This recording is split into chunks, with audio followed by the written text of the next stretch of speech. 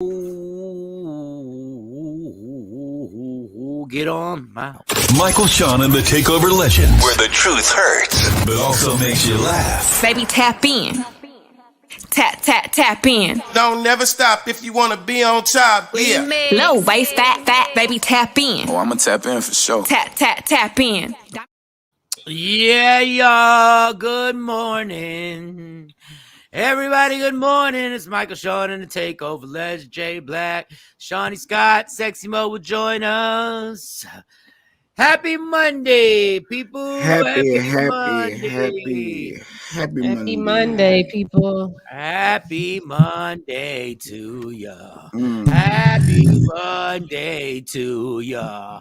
Hope everybody had a great weekend this weekend. Good morning, Kathy Black. Good morning, sweetie. Good morning, Kathy. Everybody on the IG live. Good morning. Don't forget badges. Need purchases of badges. I'm pimping the game with badges, just like everybody else be pimping. What up, Triple Love 212? Who else? Eddie Chance 2. What's good with you? Jay Black, how was your night? How was your weekend? Forget the night. How was the whole goddamn weekend? Weekend was dope. I realized that I'm not as young as in my mind I think I am. Yeah. In my mind, I'll be good. I can run track. I can do this. I can do all the things I used to do. Oh, I can tell you couldn't run track. I already told you. I used to run track. I used to be really good. I still think partially I still can. But I shoveled some heavy snow Saturday because we got snow on the East Coast, and my back has been on fire. I pulled a muscle. I guess I didn't use the right technique. I think they say you're supposed to squat, pause, and all that. But my back has been on fire. There's a certain age. There's a certain age where you're required to get a snowblower. Every person who can afford it, you're required to get a snowblower. You don't bend your knees when you shovel. You don't use proper technique. You get a snowblower. You spend that money so that you can be like, woo, and then people can look at you. And the snowblower is so easy when you get the right one that you start doing other people's sidewalk just for the hell of it. You're like, oh, you need that help? Would you need that help in the driveway? I got you. I got you.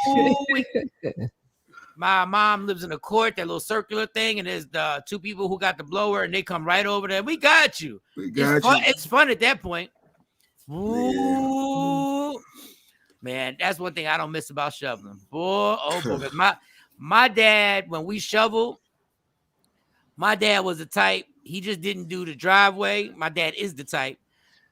We just didn't do the driveway. We did the entire sidewalk, which went around the corner, down the street that covered our entire house. And then we had to do the street so that we just did the driveway. We had to clean out the street so the car can smoothly. Yeah, because, when the snowplow comes, it'll throw the snow and block you. Right back on you. Yeah. Nope, my dad didn't give a damn. That was a good 2-hour, 3-hour mission when me and my dad went out there. Right. My dad jumped into his military thing. We was out there. We're gonna do it, but the street that's crazy. All right, but thank God for nice white neighbors that have snowblowers, because I'm out there. Nice white neighbors. Yeah. Thanks. The black neighbors don't have snowblowers. Nah, it ain't but like. Or you don't have no black neighbors. I ain't got no. Well, I know the Puerto Rican. If we were your neighbors, Puerto Ricans would have had it, because I know my mom went out there with the snowblower. She about to get a new one. My mom was like, I need the one they got. But yeah, it came through. They did my sidewalk, and I had to still do the driveway, but it was hard. That snow was heavy. But yeah, we got snow. It's all good. Now I got to deal with these back pains, putting heating pads and taking ibuprofens and Tylenol. Yeah, the heating pads don't do nothing. I hate the heating pad. They don't do nothing. You need to take the muscle relaxer. You need to call Sequoia to get a muscle relaxer. Or I need some C4. I need some of that Mike C4. I just cracked the C. I should get a sponsorship. Yo, Black and mild and C4. The C4 has 0 sugar, and this is the Starburst cherry flavor. Y'all remember Starburst? Yeah, that sounds like a bunch of sugar. There's no sugar in it. And look at that pretty ass can. Look like it might have liquor in it. They look like it could be without the energy. It could have beer in it. It could be like it could potentially. Yeah, it could. Good morning, Kelly J. Good morning, Kelly But J. yeah, so I did the shoveling thing. Did the I watched the Janet Jackson. She had me hemmed up because I needed to complete the process and watch both nights. That was I guess we'll get into that a little later on. I wrote some notes down watching the Janet Jackson part 1 and part 2. Oh, you did. Some things that stood out to me. I was like, Oh. But yeah, so yeah, it was cool. It was cool. Overall cool, family good, everybody's good. Good weekend. Shawnee Scott, the question is, did you get any this week? No, I'm playing. How was your weekend? The answer is no. Damn. The answer is no. No release. But it wasn't so bad. Like, it was a lot of traffic in DFW though. Over the weekend, because this weekend I worked my other job, so I had I met some interesting people and encountered some interesting people over the weekend. Everybody was happy, I guess, to be back out. Since it was a pretty weekend in Dallas. I'm in Dallas, Texas, so it was a pretty weekend. No snow, Jay. Good morning, people were in shorts and sandals. Yeah, it was beautiful out this week. I'm gonna miss this type of weather. Yeah, you miss it because it's done once you get back on this East Coast. I'm gonna miss this type of weather. Yeah, I had I had 2 crazy people that I picked up. Crazy funny. One group of people is like 5 white people that were going to the rodeo. They had the rodeo out in the rodeo. Yeah, the rodeo. That stuff is real. You see that as a kid growing up in Texas. You hear about the rodeos. Yeah, you never been to a rodeo? That's like the NBA out here. When in Philly is there a rodeo in Philly? Okay, when you come to Texas, I gotta come to Texas. I'm gonna take you to the rodeo. It's the most amazing thing. It's fun. Like they lassoing cows and all that stuff. Yeah, and they have First of all, they're not lassoing. Wait. They're not lassoing cows. They're not lassoing cows. What are they? I just picture them. It would be very easy to lasso a cow. It's a calf. Yeah, they gotta get. It's mean. It's so mean. The bull riding and all. To me, the rodeo is damn near like bullfighting, except they don't kill the bull. The bull might kill you. They hurt you or trample you. Yeah, or jump up in the stands. That's what I like about the bull. At least the bull has got a fighting chance, can tear you down and everything like that. Then they just wrap up the calf, the calf, right? Yeah, the calf. They wrap it up around their legs and twist it all up, and then they take the rope off and they go about your business. But I know that calf got to be so confused. Like, what is this? What is this game that we play?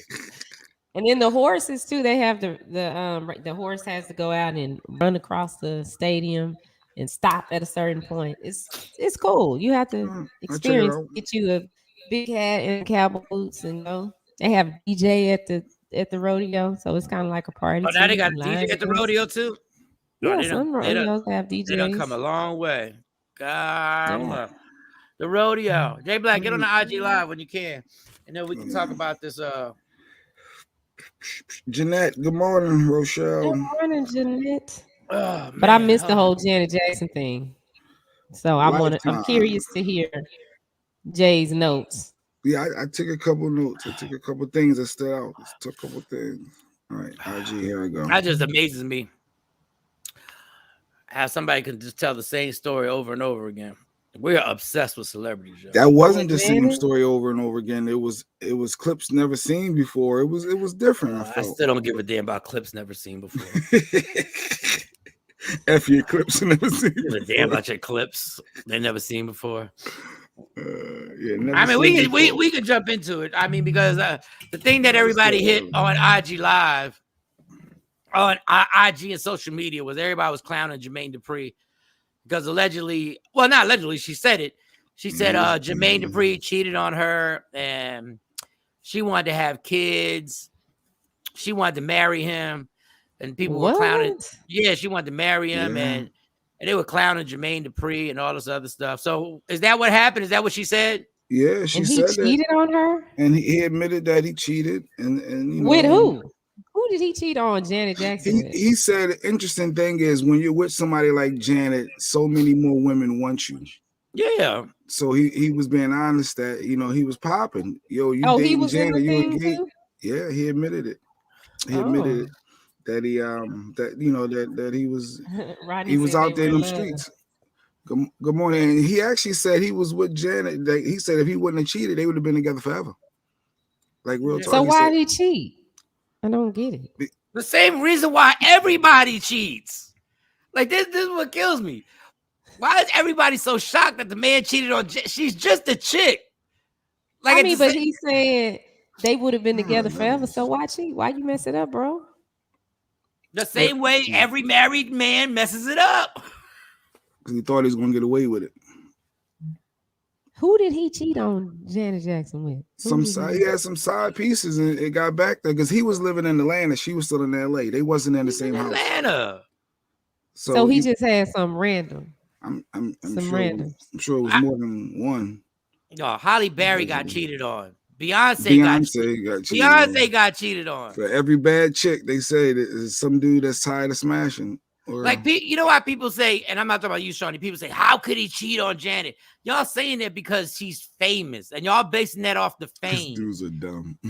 I mean, but she brings a lot to the table. She's, why would you mess that up? That's what I'm saying. See that? Why you mess that up? You could be with a wife that takes care of the family and brings something to the table, and it's just the same cheating, y'all. But that's what I'm saying. Even that's somebody bringing something to the table. It's not just, was she nagging? I mean, what? And she could have been nagging. Janet could be a nagger. No, it could. Honestly, I'm thinking it's more of the long distance. I never believe in long distance relationships that can work too. But if you're in LA and Atlanta, it's kind of difficult for a long distance relationship to work. And we forget that Jermaine Dupri has been knocking off chicks since he was like 16 years old in like a celebrity type of way? In Atlanta. He's a god out there. Good morning, Tim. Everybody, I'm like, really? I said, so we gonna clown Jermaine Dupri, or we gonna clown No, it is levels to it though, Mike. It is levels to Rodney has a theory. Rodney got a theory. What's your theory? There's levels to what? I gotta send you the link, or he can type it. It might be a lot to type. There's levels to what? What are they levels to? It's levels to who you cheat on and who you don't. Like Janet is, when you say total pack, when you think of total package, I can't screw this up. This is my person for the rest of my life. Like, this girl is dope. She has everything. She's bringing financial. She's bringing us emotional support.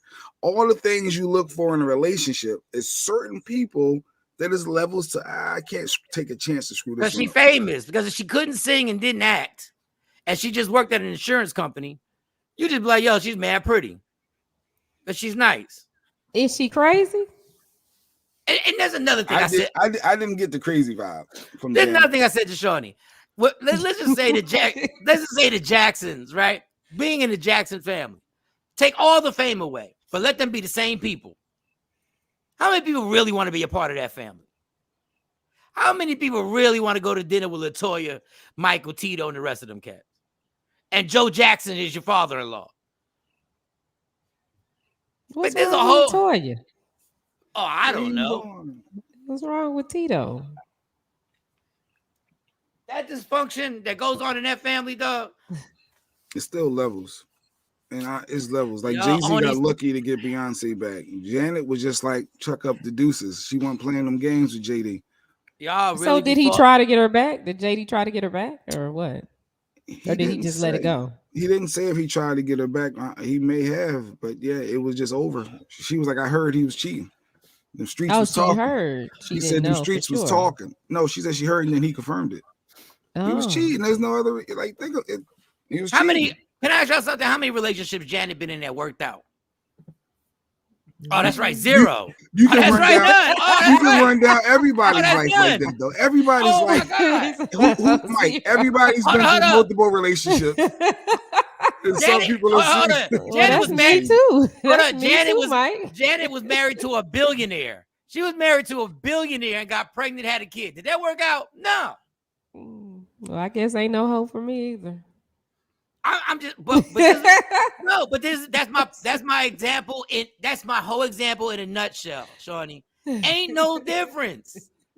Ain't no difference between Janet messing up relationships and us messing up relationships. Like, everybody's like, yo, there's levels to this. No, he's just a dude. She's just a chick. We just look at them differently because they got money and they're famous. That's why we say there are levels to this. There are dudes walking around with women who look better than Janet Jackson right now who are real estate agents. Right now. I follow one on IG Live right now. What's the name? I ain't gonna say But then it'll depend on that relationship, because if she's the total package, dude you just shouldn't take that chance. Like, I know we think we're gonna get away with it, we think we may not get caught, but it's like you gotta really put it in perspective. If I get caught, I could potentially lose this, or I can use my one pass up now, or I don't know. But Janet is one of the ones that I would think is a total package that you wouldn't take that chance. It ain't worth it. Did she talk about Bobby Brown? Her relationship with Bobby Brown? No. She didn't have him on. He put her in his movie. Oh yeah, he did. Oh, that's another one. And we didn't know the situation. We didn't know all of Bobby Brown and Whitney's business, right? Let's say we didn't know all their business. We'd be killing Bobby Brown right now. Janet Jackson dated Bobby Brown? Well, yeah, that's what it said in his documentary. Yeah, in his documentary, they was dating. And what makes us think? And what makes it? Why is it we giving Janet Jackson this pass that she wasn't cheating on Jermaine Dupri while she was in L.A.? Well, what are we doing? Why do we make believe? Are we part of the Illuminati too? Like, do we get down with trying to make believe? I feel like Janet wouldn't cheat. Because you were blinded by fame. I think she said she wanted to marry him and have his baby, so she was in love. She kind of almost flirted with me that one time, but I ain't gonna bring that up. I ain't gonna bring that up. If she almost flirted with you, it just shows there was no way she wasn't cheating on the There's no way she was sitting in Hollywood and not getting her situation popping. Oh, God. Well, where did Rodney go? I thought Rodney was gonna give us his theory. I thought he was gonna pop on IG or something. He said he got a theory. Did you send him the link? Let me send him the link. Ordinary people. We'd be so obsessed. Waiting on the link. We'd be so obsessed, like these relationships. Come on, Jade and Will. If we levels to nothing. The only time there are levels of something is when you broke and you say, I gotta stay with this chick because I need this money. Now, if you broke, then you better not cheat. You better hang it. Matter of fact, you better hang in there. If Janet Jackson is knocking somebody off in the guest room, you better hush your mouth. Play your Good part. morning, you better play your part. Good morning. But people do that all be broke and cheat, staying with the person for money. Well, then if you want to call them dumb, I get you for that. But don't. Everybody's like, oh my God, he messed it up with Janet Jackson. Man, whatever. So what else came out of this documentary? I gotta go watch it. I didn't see it. What else did she? Nah, I think it was worth the 2 hours. Well, actually 4 hours. Josh. 4 hours. Well, because it was 2 hours. It was 2 days. It was a 2 day. What channel was it on? Lifetime. Oh man, Janet ain't popping the way she used to be. Lifetime. Don't forget about. Yeah, that joint on Lifetime. JJ Jimmy Walker.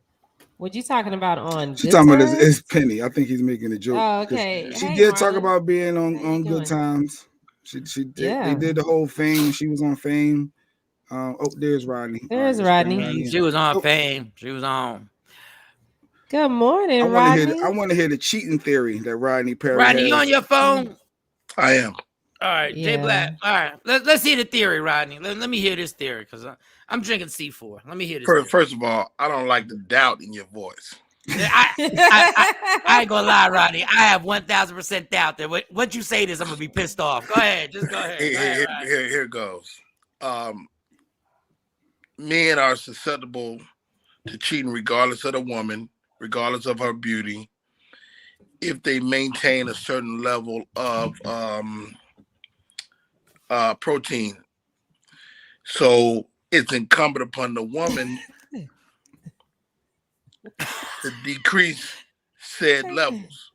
So if you put a man out on the street full of protein, then you run the risk of him falling prey to, for lack of a better word, the hoes. And women take very little responsibility for depleting said levels. Okay. Yeah, right. You cannot expect me. I want to do right. But if I'm loaded to the rim, if I'm loaded, here we go. If I'm loaded with that protein, I can't be expected to make sound decisions. No, that's not. He has a point. No, because even when dudes are unloaded, they still cheating. That ain't got nothing to do with it. You don't know that, Shani. You don't know that. That ain't got nothing to do with it. Shani, you don't know that. That's not true. Dudes can get it from you and then go right around the corner and hit somebody else. No, they can't.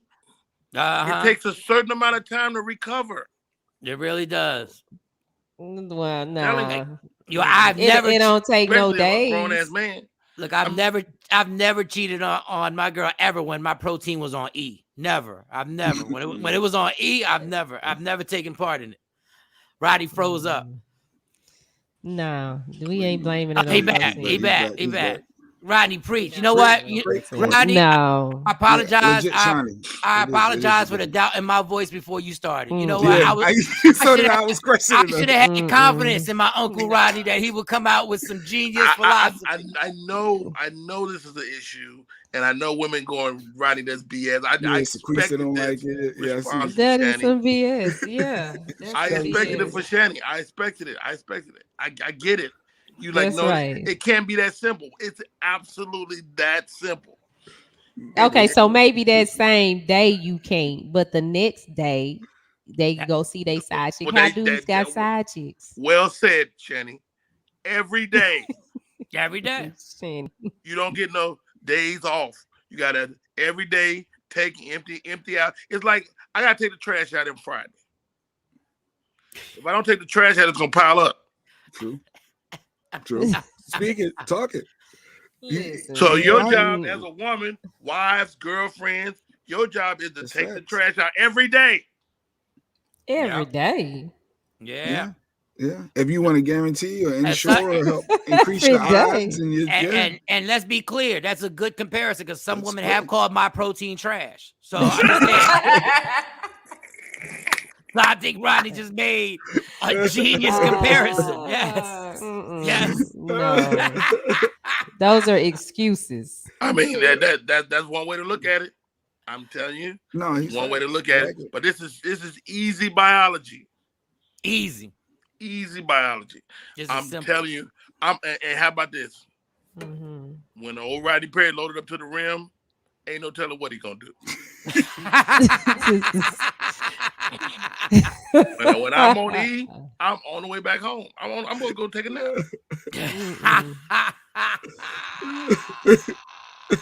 No. Yeah, but it's true. We don't think rationally. That's when I start knocking on doors of fat neighbors and stuff like that. You just never know. It never fails. And how about this? It's not the same to do it yourself. Nope. It's not a DIY world. Nope. Yeah. It's not the same. Your body knows the difference. It's part of the intimacy. It's the thing that keeps us connected as one man and woman. And when a woman fails, it's the woman's fault. To deplete her man, he's more likely to make a mistake. I'm not saying that he's guaranteed to make a mistake, but he's definitely more likely. I mean, Jermaine Dupri cheated on Janet Jackson. Yeah. Let them marinate. And he loved her. He loved her. Forever, he said. Yeah, but guess what he was full of? Protein, Shiny. Say it. Protein.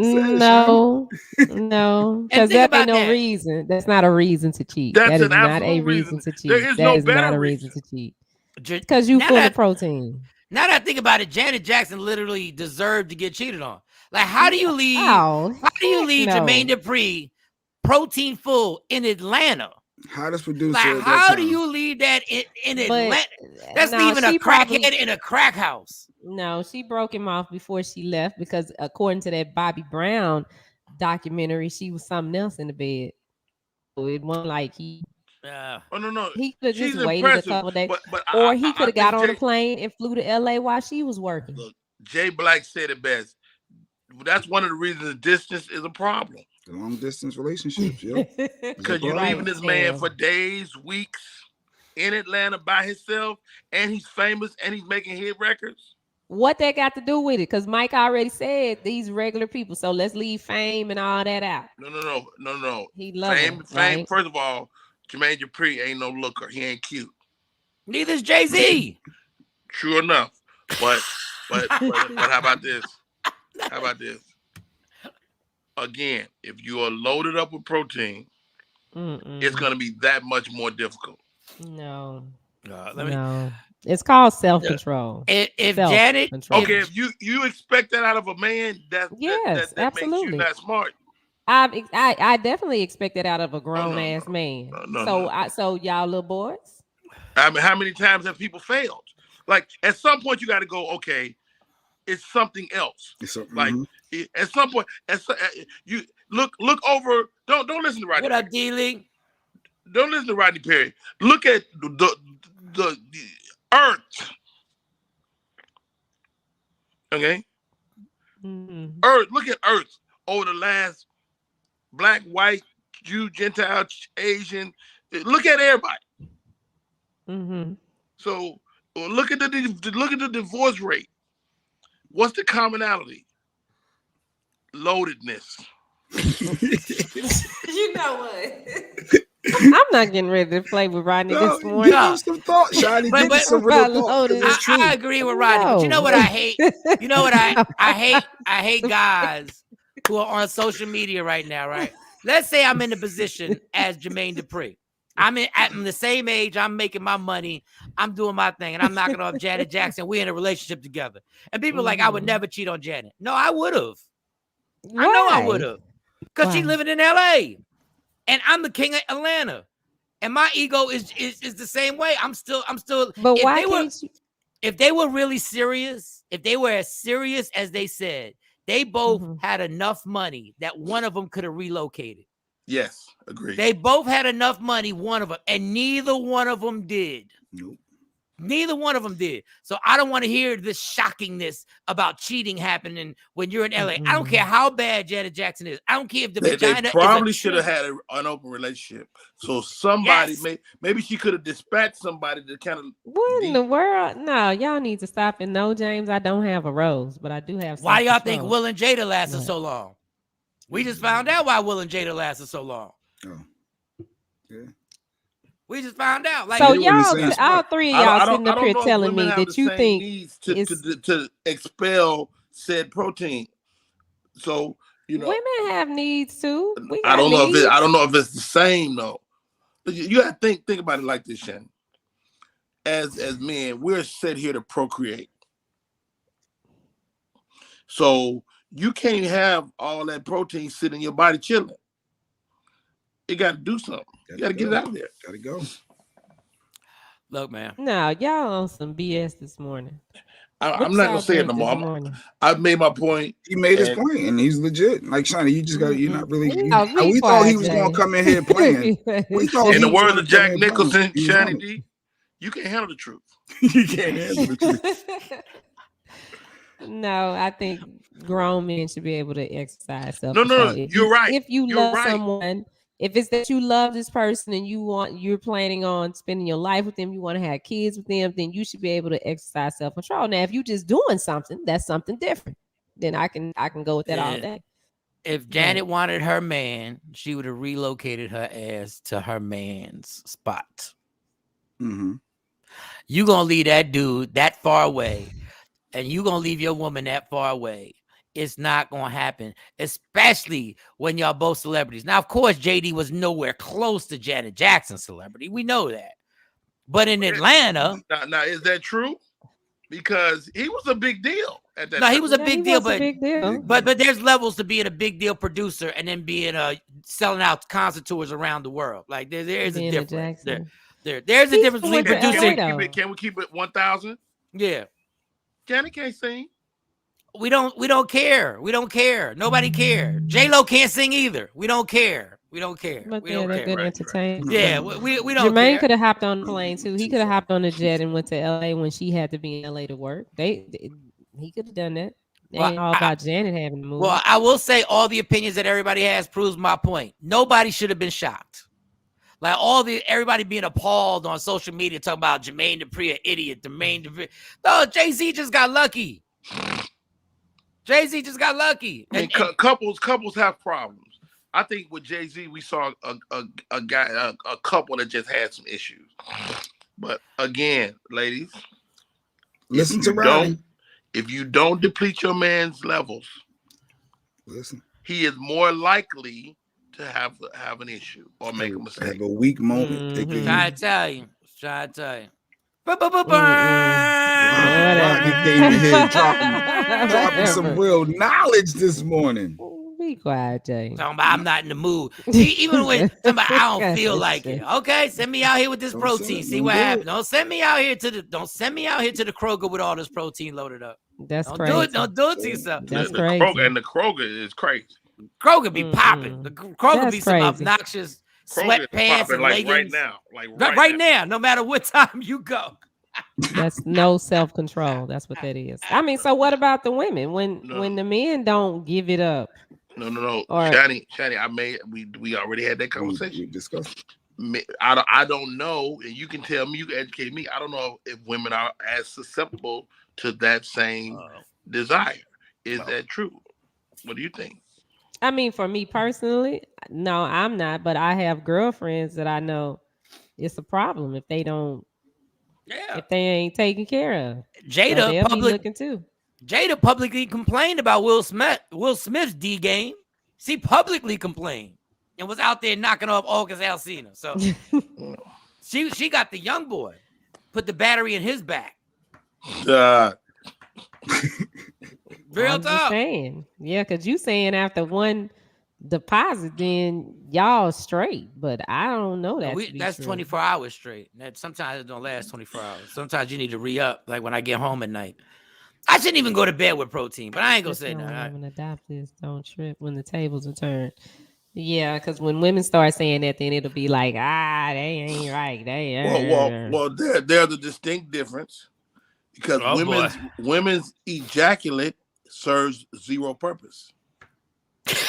Say it again, Rodney, for the people that might have missed that. Rodney's dropping some side this morning. I don't know where he's going with this one, but I'm here for it, Rodney. I'm here for it. Oh man, no. I mean, it's absolutely a fact.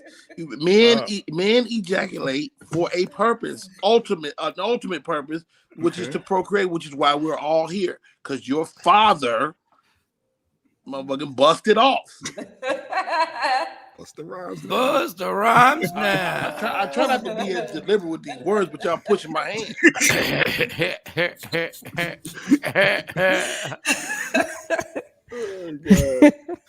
Honestly, a woman's orgasm is based on selfishness. Y'all just no, it is good. not. Y'all just want to feel. We trying to save the world when we come. Y'all ain't trying to save no world, lying ass. Say it again, Mike Sean. All we trying to do is save the world. That's all we trying. Y'all trying to save the world. Are you wearing your cape? more men would be saying with their kids and the women that they get pregnant. If y'all was trying to save the world, we ain't say we were trying to raise the world. Y'all we were trying to raise the world. Trying to bust off in everything that's and food. Save the world. Y'all want to try every hole you see. Trying every to populate. Y'all want to try. Keep that population correct. Yeah. No, the women save the world. Y'all just, no, absolutely. We can't do nothing without mommies and wives and girlfriends, and we can't work without y'all. But y'all must put this work in. The work. Oh man, I need. I don't like the way you pushing back. I mean, well, I'm single. I don't owe nobody nothing. So you owe somebody something. And we need to get you with somebody so you can begin to get your work in. I wish we had Rodney on IG Live. I need him on IG Live. Oh God. I don't even like you resistant, Shani. I don't even like what you're doing right now. No, this thing about Rod. This is why Rodney is a different type of individual, right? Mm-hmm. Like if he gets into an argument with his significant other, his wife or whatever, like he says certain terms that make it easier for you to understand. Like if what Rodney just said, right? I would have said, like in an argument, I would have said, "Yo, I'm tired of your mouth," right? I don't know. I'm so tired of your mouth. Rodney would say, "I don't like the way you pushing back." That sounds totally different. That just sounds better. That sounds like we can now have an adult discussion. I don't like how you pushing back right now. That is beautiful. That is a veteran in his most high prime in his verbal command of the English language. And that's my point. If he's a grown ass man like that, and you can talk like that, then you should be able to exercise some grown ass man self control. And you are absolutely correct, sis. And over time, you do. Right? Over time, like I'm 51. I'm more likely to not fall prey to that. But my desire ain't the same either. You know? Yeah. Right? So I'm talking about if you put a dude from his 25 to 35 in a relationship and don't clean him out, he is going to make a mistake. Well, I'm talking about the broke, unemployed dude's gonna make a mistake. Dude, there's a homeless guy on the street right now with a girlfriend that's cheating. Not the homeless guy. He in another tent right now. He in another tent. He got a side chick at another homeless shelter. And he just stopped by. She went, why was you at that shelter? I was just checking to see if they had any coats. Like, he's still lying. You know, they got them turkey sandwiches over there. So. Yeah. Another drug dealer just dropped off some coats over there. You know how they get down.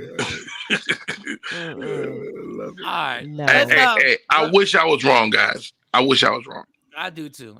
We ain't happy being like this. We're not happy about weaknesses. But then make a change. Look at the man in the mirror, Mike. Look, I'm already out. I'm out the game. But between 25 and 35, between 25 and 35, I'm gonna let y'all know right now. I would have cheated on Janet Jackson.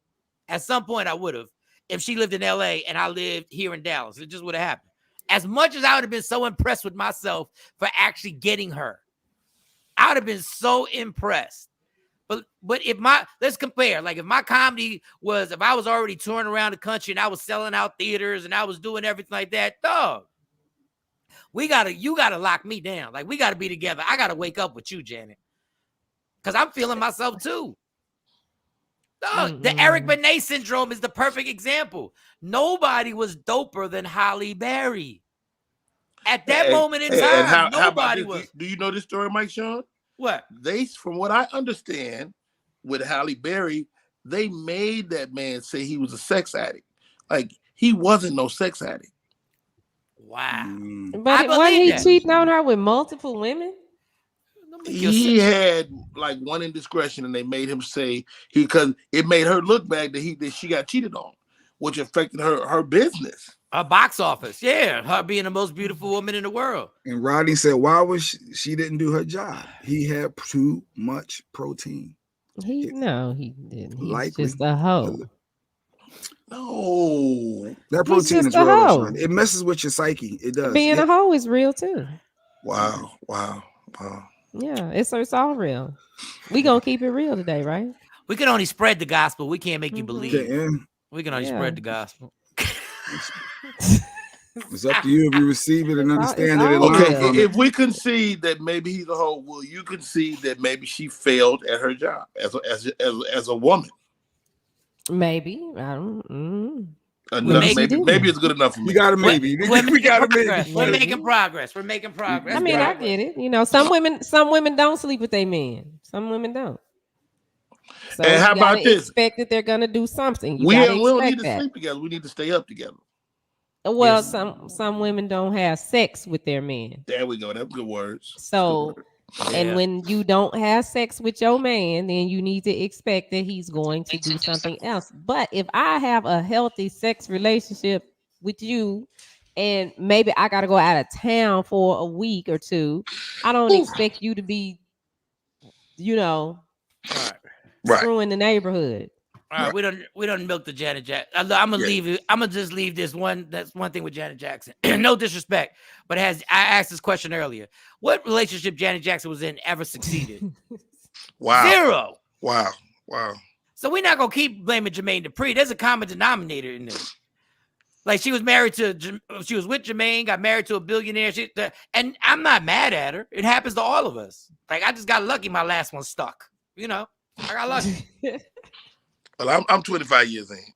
Yeah, like it's stuck. Like That's the hair glue that the girl put in her hair. You ain't going nowhere. Like that's a, the hair All right, glue. guys. It's always a I pleasure. I'm gonna appreciate take you. a All break. right, All right, Rodney, take care. All right, let's J Black get on here because we got to get to this Kwame Brown situation because this is a touchy subject right now. I mean, Kwame Brown don't give a damn. Kwame Brown, former NBA player, he got on the scene like a year or two ago. I think it was like a year or two ago, and he went out all the NBA for Stephen A. Smith for coming at his neck, for calling him a failure, for bullying him. And now Kwame Brown has got millions of people following him on YouTube. He's doing podcasts and all this other stuff. And he saw a picture of Dwayne Wade's son. I don't know which one is the pronoun, which one is the binary. I don't know. But the young man who was a boy, but now is a girl. I want to make sure I say it right. Okay. And they did a picture, and I guess he was honoring Kobe Bryant, and he had a jersey on, a Kobe Bryant jersey, but it was a dress. Yeah. A dress jersey. Okay. It was a dress jersey. Yeah, dress jersey. So do we have Kwame Brown? Do we have the clip of Kwame Brown? Yeah. All right, so here's Kwame Brown throwing his opinion out on the dress jersey. And I don't like to speak about a man's child, so I'm going to speak about the man. And as a man, I don't think Dwayne Wade levels up as a man anymore. And that's just my opinion, brother Dwayne Wade. I don't think you level up as a man. You are letting your woman control your house. You played this thing called basketball. This is a game. Kobe Bryant's children are not honoring him by wearing a dress. Kobe Bryant's wife is not honoring him by wearing a dress. I don't think nobody else is honoring Kobe Bryant by wearing a dress. Kobe Bryant was a masculine man who went out my shoulder. Kobe Bryant said, I don't give a damn, shoot it with your left hand, wheel it in. This man's mindset was golden. I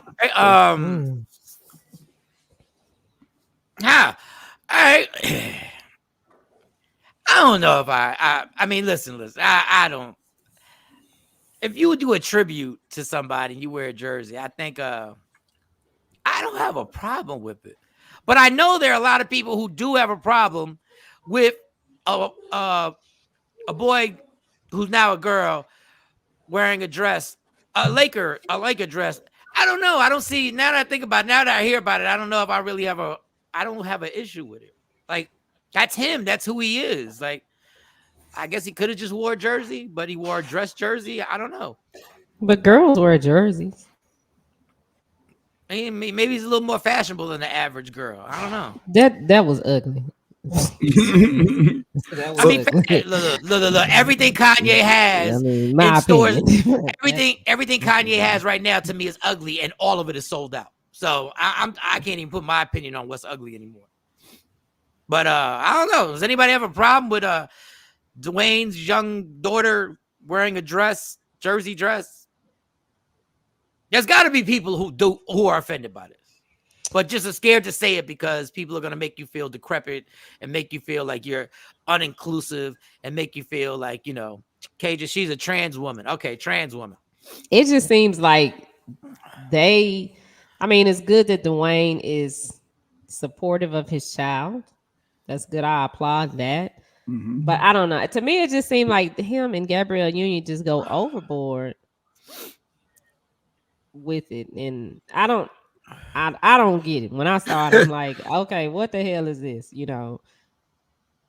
Tam said Maya had a jersey dress, a jersey skirt, dress on back in the day. She did. That wasn't but it was a cute dress. Like, it looked like they took a thing and sold some other fabric that they done snatched out somebody's grandmama windows.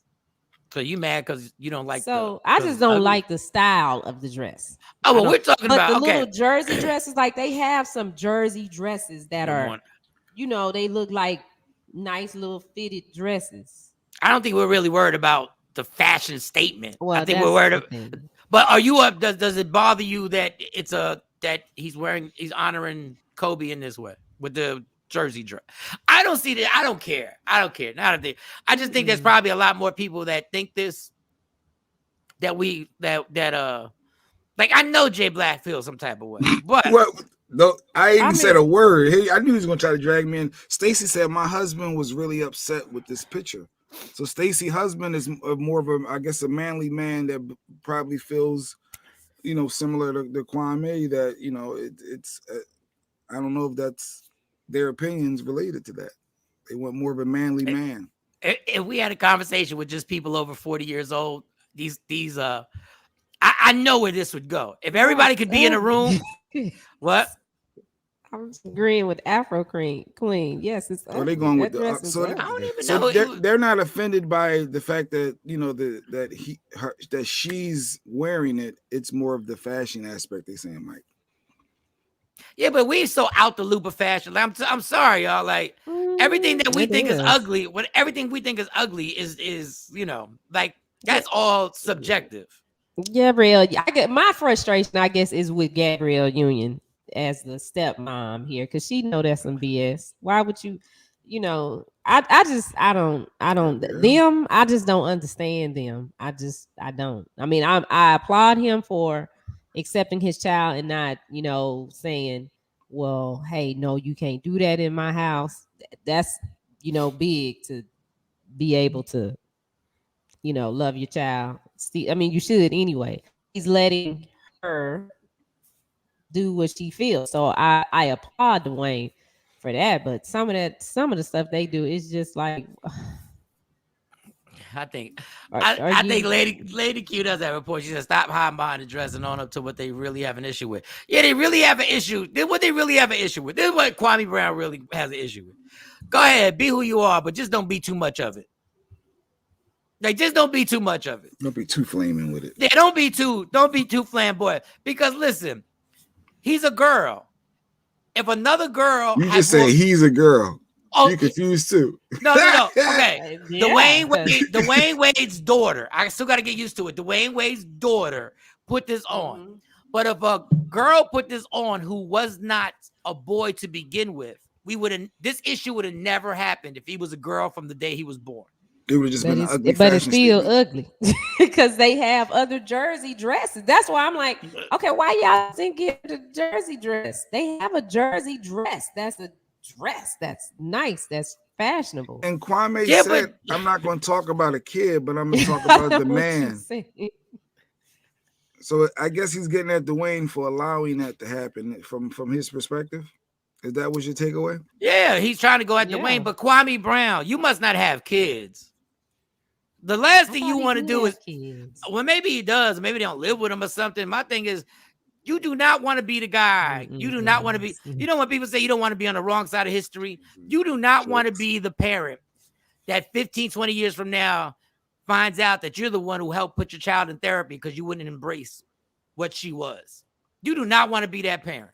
But it is affecting that parent too, though. Should they not? They should ignore their feelings and thoughts. If they have concerns with their child trying to be a transgender, shouldn't they be able to express that too? Why? Because it's affecting them as a parent. All of their hopes and dreams and the visions that they had as a parent is now a wreck. So now they got their own issues. And that there goes the soccer mom. Your dreams of what you have for your child don't mean shit. It's their life. That was you trying to figure out, I want this person to be like this. Nope. I just don't want to be the person who puts the pressure on my transgender child that winds up them drinking and whatever. And I don't understand why a grown man is speaking on another grown man, why he does what he does in his home, especially publicly, as if they ask for his input. Yeah. Well, social media asks for your input. Everybody's gonna. I love this grown. I love this old fashioned grown ass man thing that you're supposed to do. So I want to tell you, since we're gonna go, being a grown man is one of them old school terms, right? Probably that term been around since I swear from the beginning of the inception when the slaves came. Somebody was saying, "Yo, I'm a grown ass man." So let's go to the old school term of this grown ass man. I'm not gonna tell you the definition, but I'm gonna tell you what it does consist of. in let's say my uncle's like in the 70s, a grown ass man is not taking a picture of himself and posting it on Instagram. That would have been a violation altogether. That you sitting around taking pictures of yourself. Self-love ain't selfish. No, I'm talking. We ain't talking that rational stuff.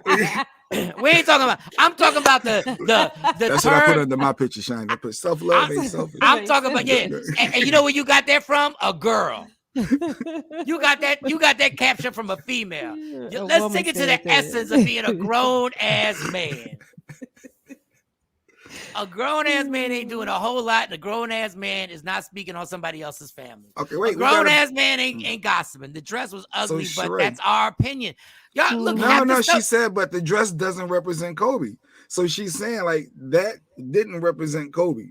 No, it did because she was honoring Kobe. It was a tribute to Kobe. Mm-hmm. But when you think of Kobe, that's not Kobe, right? What you mean that's not Kobe? No, it's He's not number Kobe. 8. Yeah, but it's a tribute to Kobe, but it's not Kobe. I thought a tribute represented the person in honor, like that. That's we know Kobe didn't wear dresses. We know that. But first of all, let me tell you something. When people say, let me tell you how ignorant when it comes to Kwame Brown, he didn't do his research. Kobe Bryant spent his entire career from 18 years old to when he passed away in LA. If you don't think Kobe has been around millions of gay people, I believe he gay? I mean, that's another thing. Transgender. You're living in LA. Sexuality is not something my wife always keeps everything saying is inclusive. When you're living in LA, I'm saying he's been around in the Hollywood. It's not a big deal to them. Oh, Kamari's here too. They've always been ahead of the curve. LA, New York, San Francisco, and places like that have always been ahead of the curve. I don't think Kobe would have had an actual matter of fact, I don't think Kobe would have had a problem with Dwayne Wade supporting his child the way he's supporting. I just think Kwame Brown is stuck in a time warp right now.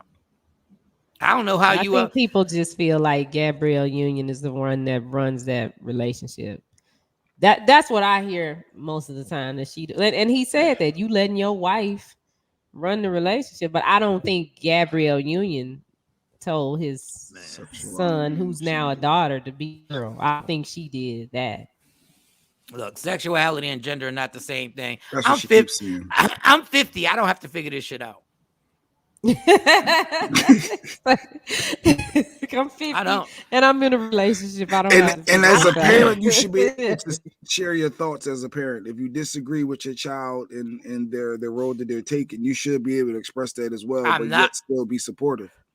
Yeah, but it's their life, though. It's their life. I still should be able to express that. They can't live their life to make you happy. That was a mistake I made, living my life to make my mom and some other family members happy. But at the end of the day, they weren't living their life to make me happy. They made decisions based on what they wanted to do. So I got to make decisions based on what's best for me. It's like if you got a kid who dates a white girl, you be like, I just want to let you know I have a problem with that, but I'm going to support you. Yeah. That's a contradiction in itself. Kamari has an opinion. Let's bring our financial rebel up with us, Shani, because I think he had a thought on the Kobe thing. He can join in with this. Good morning, Kamari. Good morning, Kamari. Good morning, people. Happy Monday. Happy Monday. That'd have been funny if he had a dress hanging in the back. That'd have been hilarious. Damn, that'd have been genius. That would have been so funny. Just a dress, just a random dress, like, and then give your opinion. To your therapist. Oh, so I guess Lady Q disagreed with me. Did you see the dress, Kamari? I didn't see the dress. What happened? Clue me in. Well, here, I guess we'll show you the clip. So, just what's the picture? Just show the. Well, I don't have just the picture, but here it'll just be the first. And I don't like to speak about a man's child, so I'm going to speak about the man. And as a man, I don't think Dwayne Wade levels up as a man anymore. And that's just my opinion, brother Dwayne Wade. I don't think you level up as a man. So you saw the dress? Oh, go ahead, that dress is not. I disagree with y'all because that's exactly what I would see. All them kids in LA, the Smiths. It's just not us. We old. Good morning, Erica. No, they got the ruffle around the jersey, and then look at this. Look at. And I don't like to speak about a floral print at the bottom. Yes, I see it. She should have been more fashionable. That's all. No, you would have had her looking like 1997. No, you had it looking like Maya and looking like Maya in 1997, 2000. But they had the jersey dresses though. Yes, y'all. Go ahead, Kamar. What do you think? Nah, I was just going to say that Kobe grew up in Italy, so he was exposed to a varying different lifestyles, gay, transgender, all of that. And I'll just throw this in there. There are pictures of my family about 100 years ago with little boys in dresses. So does a dress really define your sexuality and your manhood? Did you just admit to his pictures of you wearing dresses when you were young? Shut up, Jay. I'm not 100, Jay. But Okay. I mean, listen, if there was, I'm cool with that too. But men wear skirts and kilts. And I'm not wearing any of that for the record, but I'm just saying that 100 years ago, you can see plenty of black and white pictures of black children. No, you're right. And males in dresses, black men, black kids, black boys in dresses. So does that truly define sexuality? I think a lot of times we play into these media stereotypes. We don't think through our thoughts, and then we just get caught up in group thought. No, you're absolutely right. Absolutely right. And listen, and with the let me with the fashion thing about the dress. No, I'm telling you, there's nothing Kanye. I am not doing this anymore because I've done it before. Kanye's boots, I think, are ugly. I think all the stuff that I'm not, and they have sold out. And Kanye everywhere. wore a skirt too. He wore a little kilt and all that other stuff. Listen, the person, everybody keeps forgetting the person that, and nobody judged him because he could rap. Andre 3000 was wearing all types of stuff. Oh, yeah. Weird. But see, it wasn't weird. It was different. It was different. Mm-hmm. It's their Why clothes. should we all fit into the same box? I love Why do we all have to be round pegs and square holes? Somebody, I remember when I worked at the station, somebody got mad at me because I'm the type of person who tries to find different type of sneakers. Like I've never bought a pair of Jordans. Me either. Because I don't understand. So I was like, they were like, why you got, I got some old school Reeboks on. And they would hit me with why you got that on or whatever. I said, because I'm not part of being in your hip hop uniform. Y'all look like y'all go to a Catholic school. Y'all all go and buy stuff that you know somebody else has on. But piggybacking on that, Mike, right? If we all are hip hop or all of that generation, hip hop was never about copycatting. There's a sign at the door that says no biting allowed. So we are supposed to find ourselves, wear our own stuff, figure out our own style. So why do we need to try to fit in with everybody else? Well, biting was for rhyming. It wasn't for gear because we all had the bomber. No, it was for gear too. It was for gear. It was for graffiti. It was for scratching. I mean, well, I'm not gonna get into that, but it was for everything. Some of it. Yeah, it was a way of life. Mm-hmm. Now it done turned into we can both have the same thing on as long as it costs $300. We're good. Yep. But so basically, we let corporations come in and dictate the culture because now it's what's the most expensive, is the flyest, is the thing that everybody wants to have. And like Mike said, all the Yeezy stuff to me is ugly. Again, I'm old, so I guess I'm not qualified to talk about that, but none of it to me looks good. I just, you know what? Maybe I shouldn't say it's ugly. It's something that those doesn't appeal to me. From what I heard, look, Fat Joe is still co-signing. Fat Joe said, y'all don't understand. Y'all put these boots on. They're the most comfortable thing I've ever had on my feet. He said, until I put them on my feet, I really, you never know. But I'm not spending the money that it costs to get some big, even though they look like they warm. The boots look like, I'm not talking about the boots that Kanye's been walking around with like he about to put out a fire. Fat Joe just had these boots that look really warm. Like they do look warm. The business for that. I ain't gonna lie. You know what I always wanted to buy, y'all? And then we're gonna go right into tax season. What I always wanted to buy, what I always wanted to have, and I'm not Uggs. I always wanted to I love Uggs. Always comfortable. Wait, for the outdoor wear or for the inside slippers? Why the hell? No, I'm wearing for the outdoor. I always want. Tom Brady used to wear the Uggs. I should have bought them. There was one time I was there. I should have just bought them. Uggs look so damn comfortable to me. But once again, it's what society trained you. Yeah, Uggs are very comfortable. Do they have manly looking Uggs? I would as long as you get the real Uggs and you don't buy the knockoff Uggs. Then, oh no, I would have got the real Uggs. Something like that. Get on IG. Get on IG. Oh, hold on. IG. Here comes the echo. You know what? No. Hold on before I go on there. I was watching last week, and Mike, I saw you echoing. I wasn't on here. This thing is bigger than Nino, right? It's bigger than me. He said it's bigger than me. I do want to touch on Kwame Brown though, real quick. Kwame Brown. I think it's interesting that this man complained about getting bullied his whole NBA career and now turning around and doing the same thing. Talk to him. I just find it interesting. Everything I want to tell everybody out there, before you complain about what social media does and what these platforms do, wait till you get popular.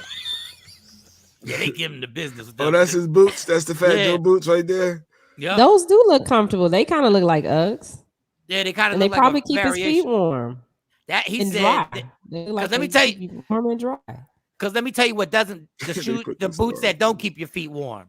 Timberlands don't keep your feet warm. They're the worst in the snow. Matter of fact, they're not even built for the snow. But to all those people who want to complain about social media platforms and all this other stuff in YouTube, wait till you get popular on it and wait till you start giving your opinion, and you're going to be bullying people also. All right. First question. And then I'm on IG. I just sent the request. Oh, let me let you in the club. Hold on. Let me let you in the club. Saying that people are teasing for wearing boots that aren't Uggs. Parents feel the pressure to have to keep up. It's so ridiculous. No, but when you buy the ones that aren't Uggs, they don't keep your feet warm and the water gets all in. That's what I like about Uggs. And I'm curious to why Mike, if he really wants those Ugg boots, I'm sure he could afford them. Why didn't he never get them? I didn't buy them. No. Because of society, and I was like, damn, am I supposed to be wearing Uggs? Like, I said, I don't feel like dealing with all this because it's just people. No, I'm a flaming heterosexual, and somebody sees me with some Uggs. They might be like, well, whatever. That's the crazy thing about clothes, yo. But they got the Uggs that look like. Are you really a flaming heterosexual if you care about what people think about you? Ooh. No, that just means I'm an insecure human being. But they got the Ugg boots that look like Tims that have the insulation and everything in them that aren't, furry. I don't know. I just didn't get them, but I was just like, I know. know. Mike's birthday gift, y'all. We're gonna get him some. Well, no, it'll probably be ain't gonna be as cool. But if you get him, don't all y'all get me a pair of a 9.5. Don't everybody get me Uggs. I just need one pair. I don't need everything. Everything like another box of Uggs, beige. Another box of Uggs, blue. Baby blue. Even though some baby blue. 9.5. I mean, Mike, you want to tell us something? Do you like the fur running through your fingers? I ain't gonna lie, I do. Fur is so. Let me tell you something. Fur feels so good, y'all. Toes. Fur. Let me tell you, fur between your man. Listen, I had socks. I forgot how much money I spent on them damn socks, and I lost because alcohol is a bad thing. And I lost. How you lose socks? But I lost these expensive ass socks. They were amazing, dog. Like they kept your feet so toasty that literally you could have your feet would be sweaty when you came out. Now you had to take a shower because your feet are sweaty, but them things was toasty. What's this? Curly Q said Tims are not made like they were back in the day.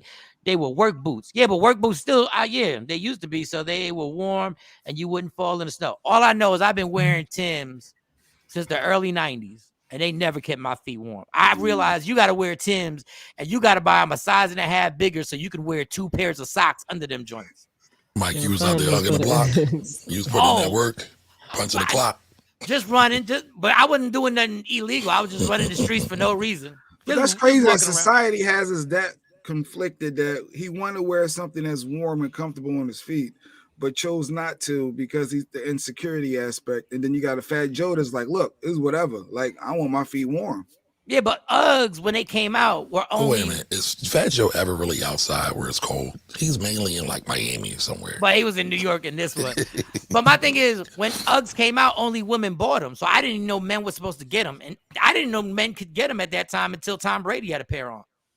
Like if I would have seen Tom Brady's didn't look. His look a little feminine too, though. His didn't look manly. There you go. How do boots look feminine? That is just amazing to me. Well, like, you know what I'm saying, but you know Mike, what I mean. You just said you thought they were for girls. You thought they were for women, so they look feminine. But I didn't think they looked feminine. That's why I wanted to get them, because I didn't think they did. I thought they didn't come from men. I was like, maybe men don't buy them. They're just not. You could have always bought them. You know what some men used to do back in the day when the fly sneakers would come out? They'd buy them 3 sizes bigger. You could have did that too. Yeah, I wasn't thinking that much, but I was. I was 3 sizes bigger. Why was it was a thing back in the day. You missed it. You didn't miss it. See, look, there they are. The man ones. Yeah. I've heard they're comfortable. Like in all seriousness, I've heard they're very comfortable. They don't look bad, Mike. No, I want the other ones, but those look good. They look good. Oh, you want the only problem with Texas is that good. I want the ones that almost look like you're supposed to be wearing them inside like slippers. Like they just come up. I like those. If the inside is cool and the outside look like that, you can get away with that easily. And the only other problem is Texas. You only wear boots for so many times. Yeah, I've been out here in Texas. You know, I've never owned a coat in Texas. Like when we had thing. No, it's a beautiful thing. No, it's the bad thing, because when it gets cold, we don't have coats. Like when the temperature drops, then I don't have a coat. Just have. I don't think about it. You just gotta have some. You gotta have some thermals under, some long john tops under you with a hoodie. You good?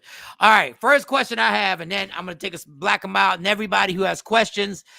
I was watching on IG. Now I think about you, because IG and TikTok, they be giving out some financial advice like it's gospel, and I'm like, hold up, I gotta ask, because now I know that I got an inside connect right here. Yeah, you know, like gospel, all churches ain't good churches. All pastors ain't good pastors. Sometimes go ahead. I'm waiting. I open a business. I have a business, and you always talk about the LLC. Some people are hemmed up on the LLC, and sometimes it doesn't need to be as emphasized. But he says you open a business on LLC and you can take a loan out on your business under the LLC. And it seemed real simple. And then he says something else. After you take the loan out, you can put it. Then he did a 2-step, 3-step thing, and what you do. Now, the only part I remember was I open a business, I get an LLC. Now I can get a loan. Is this true? Is it that easy, or is there more to it? So I know what you're talking about. There's a lot of people out in the universe right now talking about business credit. And so they're saying you can open LLC, create a business, and then you can just go apply and get business credit. For some people, that works. I haven't seen it happen. A lot of people like the business credit because they can avoid doing a personal guarantee.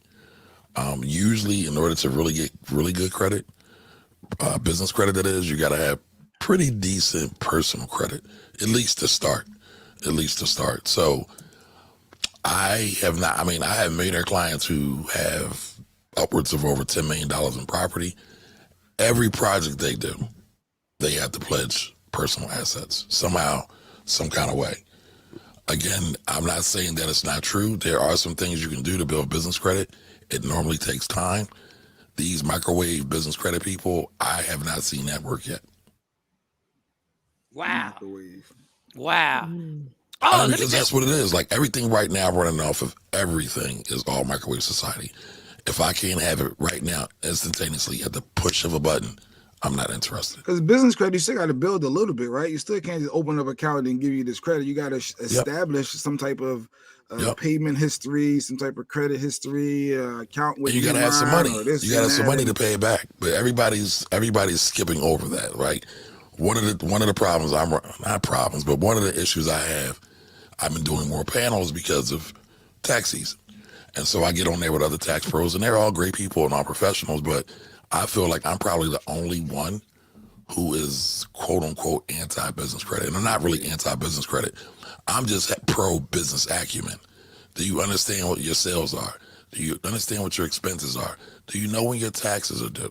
Because I don't know any successful business owners, if we're going to talk about the dollars and cents, any millionaires, any billionaires, who don't at least know those things. They might have somebody else handling it, but they at least have a sense of when this stuff is coming up. But nobody is preaching that. Nobody's talking about that. But that's not sexy. So I get it. I do have one more. I lied. I got one more. Who said that? Okay. So I have an American Express card, right? Never leave home without it. Personal or business? Personal. Okay. So I always pay if I'm in a good, even in a bad situation. I've trained myself to always pay at least $200 more than the minimum payment, just because I just do. But normally I pay, let's say the minimum payment was $180. Normally I'm trying to make a $500 payment, right? Just to keep ahead because I want that credit card. So I guess I didn't, these cats, there was a limit, my credit limit. Do you know I've never been late on a credit card payment? And they sent me an email saying they are now analyzing reducing my credit limit. But I've never been late on a payment. Oh, you never had a large balance, probably. But my thing is the balance isn't even, it's not even half of what the credit limit is. Like I've always been really good, well, in this second half of my life, been really good with credit cards because I love playing the game of trying to keep your credit score. Like my goal is to get to 800. But because of certain circumstances, I haven't been able to or whatever. But I called them and then they hit me with, if you make a $1,400 payment, we will not reduce your credit limit. And I said, how do y'all get away with this when I'm not even half of my credit limit yet? And I've been on time and I've paid at minimum of at least $200 more than the minimum payment. How do they get away with this? So let's start there. How do they get away with this? And let me ask you something, Mike. You said minimum payment of $1,400. So you owe them at least $1,400, right? Yeah. So if I borrow $1,400 from you, Mike, and you say, come on, I need my $1,400 back. And I said, Mike, I only want to do the minimum payment. You say, no, I want my money now. Or else I'm going to cut off your credit line. Would you feel any different about it then? It's their money. You borrowed their money. So they get away with it because it's their money. I mean, I don't think people really get that. Like, these credit cards, it's not your money. You're not entitled to their funding, right? It's their money. And so credit cards are credit cards are in the business of making money.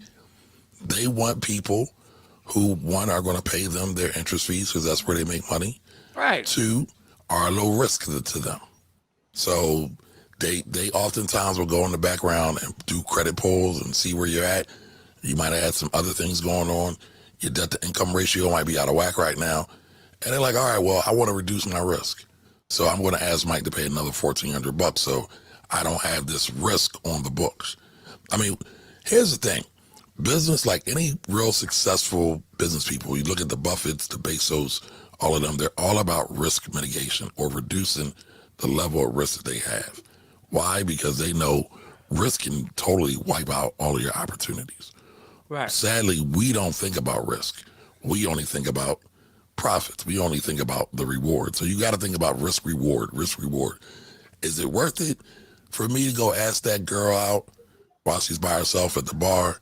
Or is it worth it to go ask that girl who's out at the bar, who's standing next to this 6'5", 300-pound, muscle-bound guy who's buying her drinks? What's the risk associated with that? Is the reward worth it? So, and now I know you're absolutely right, because the actual stipulations were, and I'm going to pay it because I like having my American Express card and I like keeping my like playing that credit game. They were like, you have to have the $1,400 paid by March 30th, the end of March. Mm-hmm. I was like, so do you want it? So I said, do you want it in one lump sum, right? So I'm thinking they're going to tell me one lump sum. They said, no, you just have to pay $1,400 right before March 30th. So I was like, all right, I'm going to make this happen. I still think it's outrageous because the agreement we made when I first got this credit card was that I had this certain, $20,000 limit. And that was the deal. But I guess y'all can change the deal at whenever you feel like changing the deal, which I think that's a law that needs to be looked into, but they keep us so worried about it. You want the law to change when people that gave you their money is their money. They can, they can change the rules. Because a car company can't change the rules when I sign a deal with them to make car payments. They tell me I'm making car payments at $325 a pop.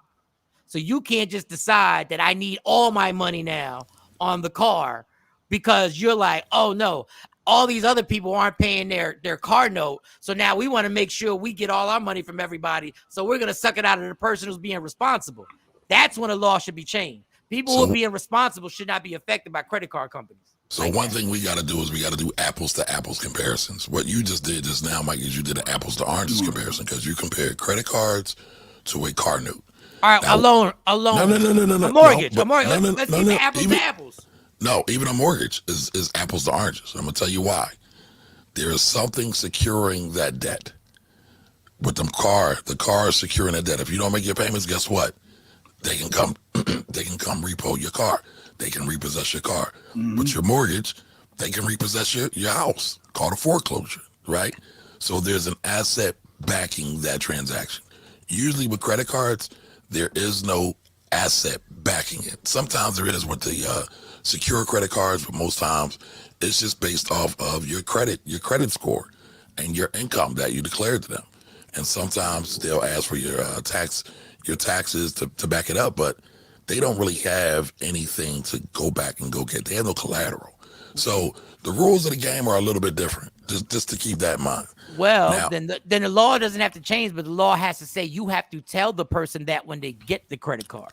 I bet it's in the fine print. I bet you somewhere it says subject to change. Yeah. And there needs to be, now let's change another law. There is no fine print. Everything has to be told to you. You want everything to be in your favor? No. Yes. You know, this is what I'm talking about American citizens. This is a typical thing that I hear. Jay Black said, you want everything to be in your favor? Yes. It should be in our favor. Is there money like he was saying? No. It should be on our favor when you're told the stipulations of a contract. That should be in our favor. Fine print should be illegal. Fine print should be illegal everywhere for everyone. Come on, let's keep it funky. You get bored sometimes when we sitting here talking. Imagine you sitting there reading that 1,000-word document. And that's why it should be illegal. So, but nobody will get a credit card then, because then you can't sign off until you have read this fully. Look how much sense that makes. Okay, then you would have a credit card. Now there's a question. I would read the whole thing. There's a question on IG from Philly Amplified. They say Amex is not revolving. You have to pay the full amount each month. So Amex has two different cards. They have a charge card, which Philly Amplified is talking about, and they also have credit cards. I want to say the Sapphire is a credit card. I don't have any Amex. I'm not in that baller life yet. So maybe one day. But they're two different types of cards. So one, he has to pay it off completely, full, no balance at all. You're supposed to. Your traditional Amex, you're supposed to pay off completely. It's a charge card. There is no limit on a traditional Amex. Yeah, I definitely got a limit on my joint. I definitely got a limit on my joint. But I think something like that should not be in the fine print. Like they know for a fact that something like that should not be in the fine print. And they get away with putting this stuff in the fine print. Just like Facebook and everybody else got away with putting stuff in the fine print that your information could be given out. And then, you know what? You just made a great point. You can't be on Facebook until you've read this entire thing. And guess what? That would benefit the people. That would benefit us. And guess who owns the content on Facebook? And guess who owns the content on YouTube? By the way, Instagram is owned by Facebook or Meta. Meta. Yeah, right. Who owns the content? They do. Whoever they is. I don't. You agree to it. Exactly, because that's why fine print should be illegal. But it's too late. It's already too, because we've already been conformed to that's what happens. That's just click. I just clicked OK. I clicked agree. OK. That's what happened. Check that box and hit agreed. So go ahead. Shifting gears, Wait a minute. Am I still on the main feed? Yeah. You still on? Yeah. Media room. Okay. Yes. Right. Shawnee has sent something over, Kamari, that said about Odell Beckham with a contract. He took like a Bitcoin. He took his deal in Bitcoin.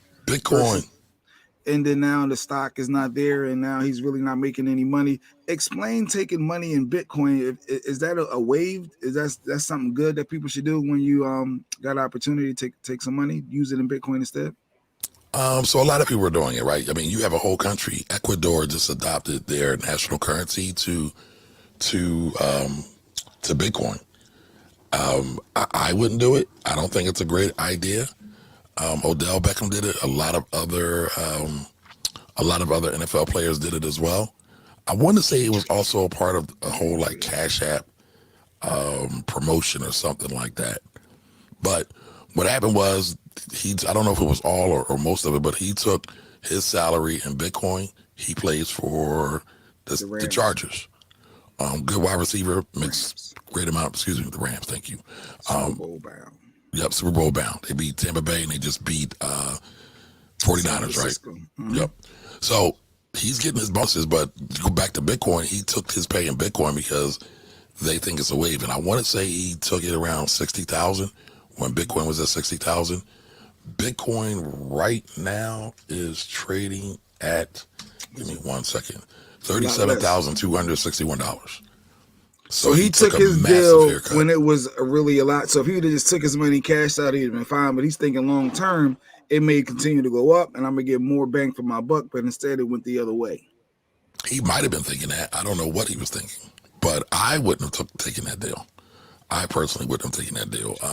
Because it changed. Everything changed day to day, hour to hour, minute to minute, right? It changes. Yeah. It changes day to day. Now, some of the people who are pro Bitcoin, pro all of this, they might say, well, the dollar is a depreciating asset or depreciating currency. But I would say you don't see 10 to 20% fluctuations in the U.S. dollar either. So you could always take those dollars and do other things. Now, I'm sure, well, I would hope Beckham has a whole lot of other money somewhere tucked away. So he should be able to survive this. Probably just got a bonus because he just went through Super Bowl or the playoffs. So he probably got some bonuses. So he should be good. He should be good. But I wouldn't take my pay in Bitcoin.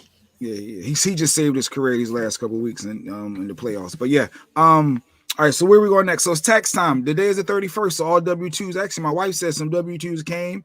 I'm still waiting for others. So I don't want to rush the gun to make my appointment, right? I need to make sure I got all my W-2s, all my receipts and all that stuff, right? What should I be doing right now? Today is the 31st of January. Where we at? Getting all your receipts together. Today is the 31st. Today is the last day that employers have to send out W-2s. Today is also the last day that companies should be sending out 1099s to their independent contractors. So if you do work for a company or maybe you're a caterer, you've done some work for other corporations, if you made over $600, they're supposed to send you a 1099. But let me be clear. All business owners have the responsibility to keep their own books. So whether they get a 1099 or not, they still are responsible for filing their income on their tax returns. A lot of people get confused. Say if they processed that they gave me more money than what they really did. How would I know that? Oh, I've dealt with that before. So sometimes you have to go back to HR and ask them to give a new statement. And what they'll do is they'll give a corrected W-2 or a corrected 1099. And then I also had folks that the company didn't reissue either. And so it was an issue. And then you have to take that matter up with the IRS. IRS. Yeah, the Internal Revenue Service. IRS. Scary people. IRS. No problems with the IRS. You don't want no. Yeah, but I'll say this though: a lot of people are afraid of the IRS. When they get letters, they get all. Hell yeah! You send a letter, you send all that money and say you owe this. And I get nervous. As long as you address the letters, you should be fine. Don't ignore them. There's some people who don't open their mail and they let it pile up.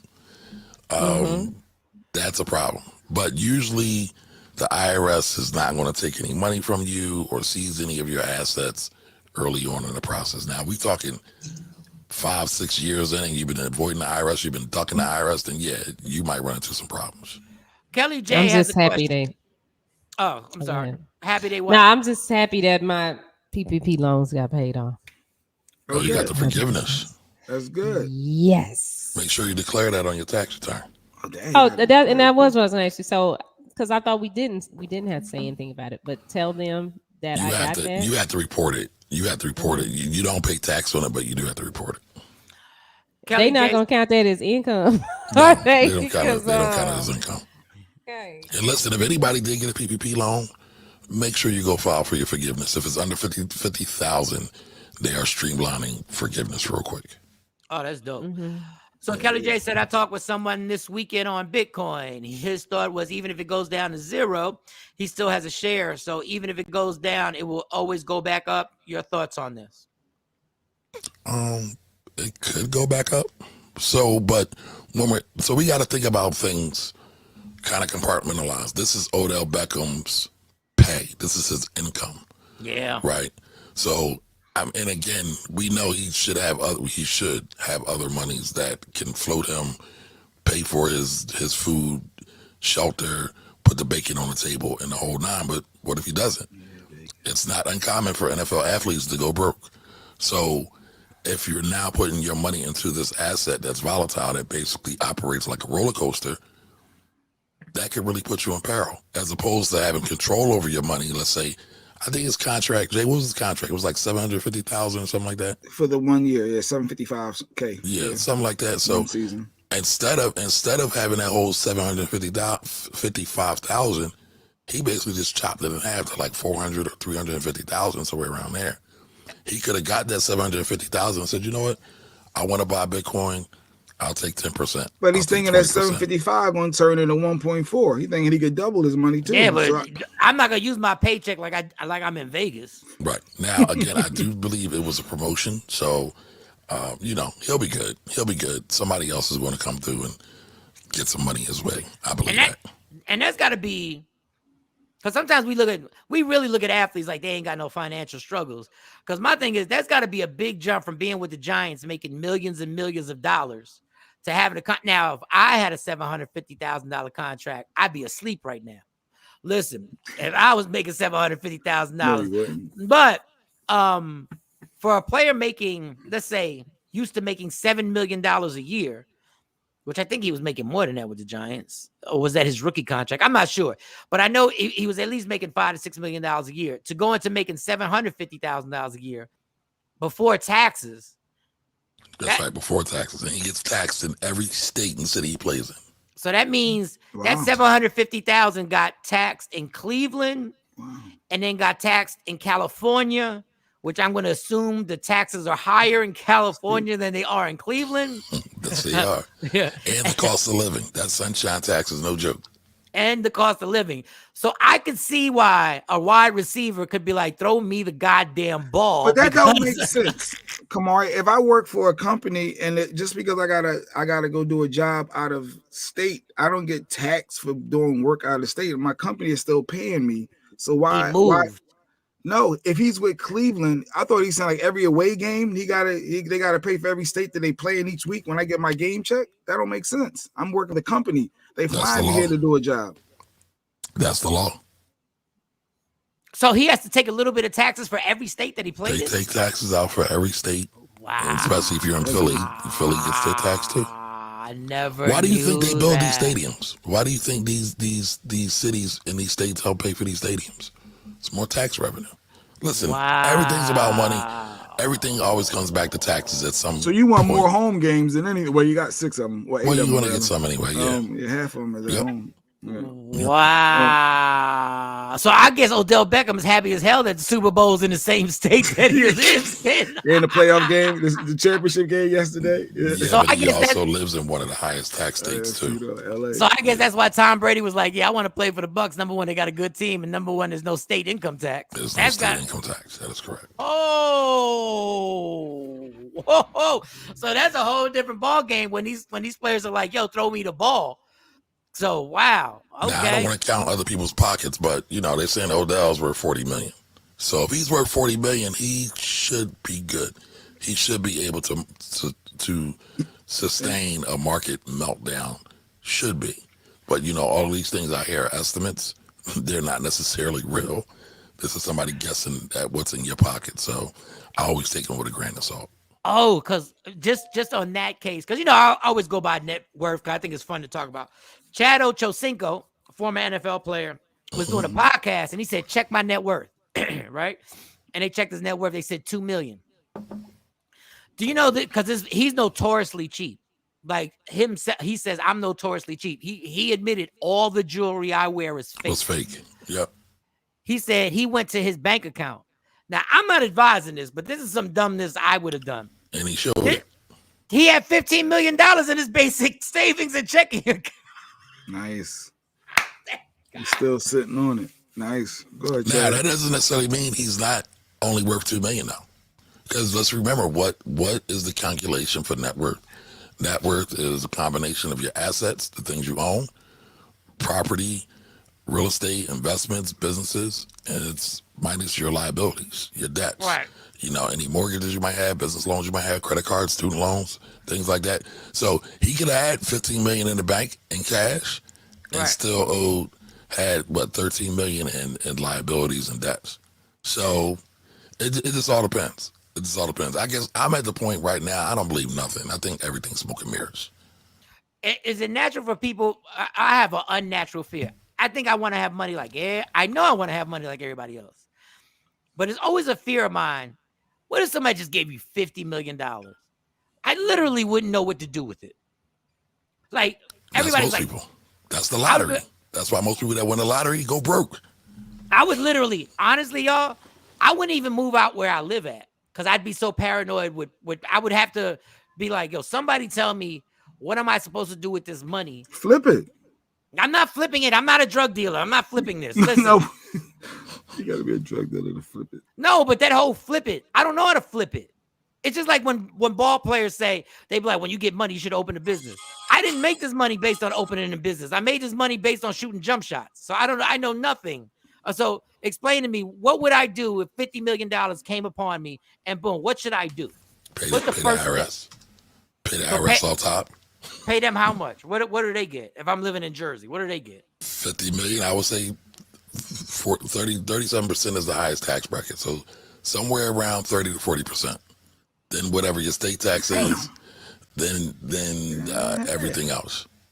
And then what do I do with what's left over? And then, you know, you got to deal with all your baby mamas. Well, not you, you know, everybody else. Right. But, you know, you got to deal with all those other folks who, you know, grandma, aunties, those long lost cousins, you know, you got to have a plan to deal with them.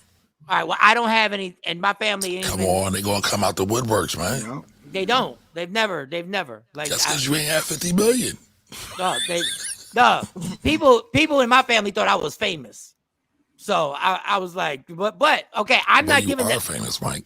I'm not giving them any money. I'm only giving my mom, and my mom ain't even gonna ask for nothing. I'm taking care of my mom's bills. That's it. That's all I'm worried about. So now, what do I do if there's $15 million left over? What do I do? Well, then figure out what you want to do in life. But are you asking me like where to allocate the money? Yeah, I don't want to do anything. I want to retire. I want to retire. I want to. It's over. I want to retire. What do I do? So there's a couple of things you could do. You can buy a thing what's called an annuity. Now, I don't necessarily suggest this, but I'm just giving you the options. An annuity is a contract you get from a life insurance company. You put a certain amount of money in. Yes. They will pay you a certain amount of money out for the rest of your life. So, for example, let's say you put, I don't know, $1 million in. Right. And then over your lifetime, you'll get a check every month for that. Not $1 million. You'll get a check for, let's say, I don't know, $5,000 a month for life. All right, so if there's 15 million, then it would be a nice check every month, and then but they potentially. But that money's mine. That's the money's still mine. They just, you know. Well, you gave it to them, so you're cashing it in. So you're giving them that $1 million. They want to keep it forever, and then they're just going to pay you a paycheck for life, almost like a pension. All right, so what if there's 15 million? Let me write this down. And you die. Does his family get that? Did his state get that money back? Yes, they should. Okay. And hopefully he has a will. Yeah. Okay. And maybe he blacks and Puerto Ricans. We ain't got no wills. We ain't got no trust. Well, yeah, okay, but there's a, you know what? I'm glad you said that because it's very true. And then a lot of times, folks, true from the general standpoint, right? I don't want to be too broad with folks. Mike ain't got no will. Shiny ain't got no will. No, my grandfather. I do. My grandfather with a third grade education had a will, and if it wasn't for that will and what we got, I'd be messed up right now. All right, so then so that means you got your will done because of that. No, I don't have. I know I need what that. I'm saying? No, but I need to.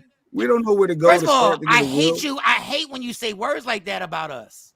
Well, you know what I mean. The you majority. Sound like a white dude. Am I lying? We got a black. You know, 10 black friends. Hold on. We got Puerto Ricans. Hold on. We got members. Name them who got wills and who don't. Let me prove you wrong right now. The majority don't. We got 4 squares right here. Shawnee says she has a will. I don't. I know Kamara has a will. No, does he? Okay, so we 50% right now. Exactly. So that already disparaged your whole. But it's a small sample size. That's a small sample size. We're good. Those are normally the ones that are be in your favor. Okay, so let me go to this one. $15 million. I got $50 million after I paid the IRS and did all that in state tax. I still got 15. Let's just say I put $5 million in the annuity. I put $5 million in the annuity, right? Mm-hmm. What do you think roundabout? I know you can't give me the exact money, but what do you think roundabout I get paid every month? What do you think I'd be around every month? Let's say 10 grand a month. And for how many? Does it depend on how many years I make it for? For life. All right, so I got 10 how old are you, grand, Mike? 50. All right, so you're 50. You're expected to live to about 80-ish, 81, 82, 83. So you got another 33 years. And that seems a little long to me. But okay, yeah, I got it. All right. Well, that's based on the Social Security's life index. So I got $10 million left over. Yeah, $10 million left over.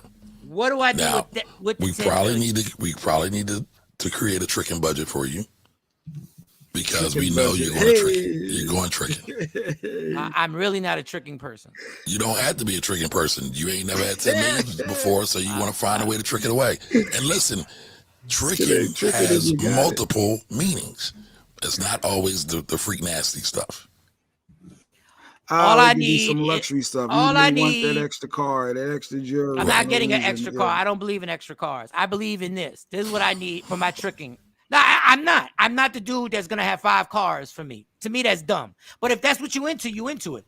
I don't care. Like, it doesn't really matter to me about 5. I'm just not that person. I don't need a garage full of cars. I just don't. I need me to have a car, Stacy to have a car. I got 3 kids. Obviously, they're gonna have cars. I'm gonna buy them cars. So are they gonna have hoopties or are they gonna have luxury models? No, they're gonna have regular night. They're gonna have high-end Honda Accords. Honda Accords. High-end Honda Accords. High-end Honda Accords. Okay. Yeah, that's what I'm paying for. And so brand new Honda Accords are what, like 40, 50 grand? Probably 40, yeah. 40, something like that.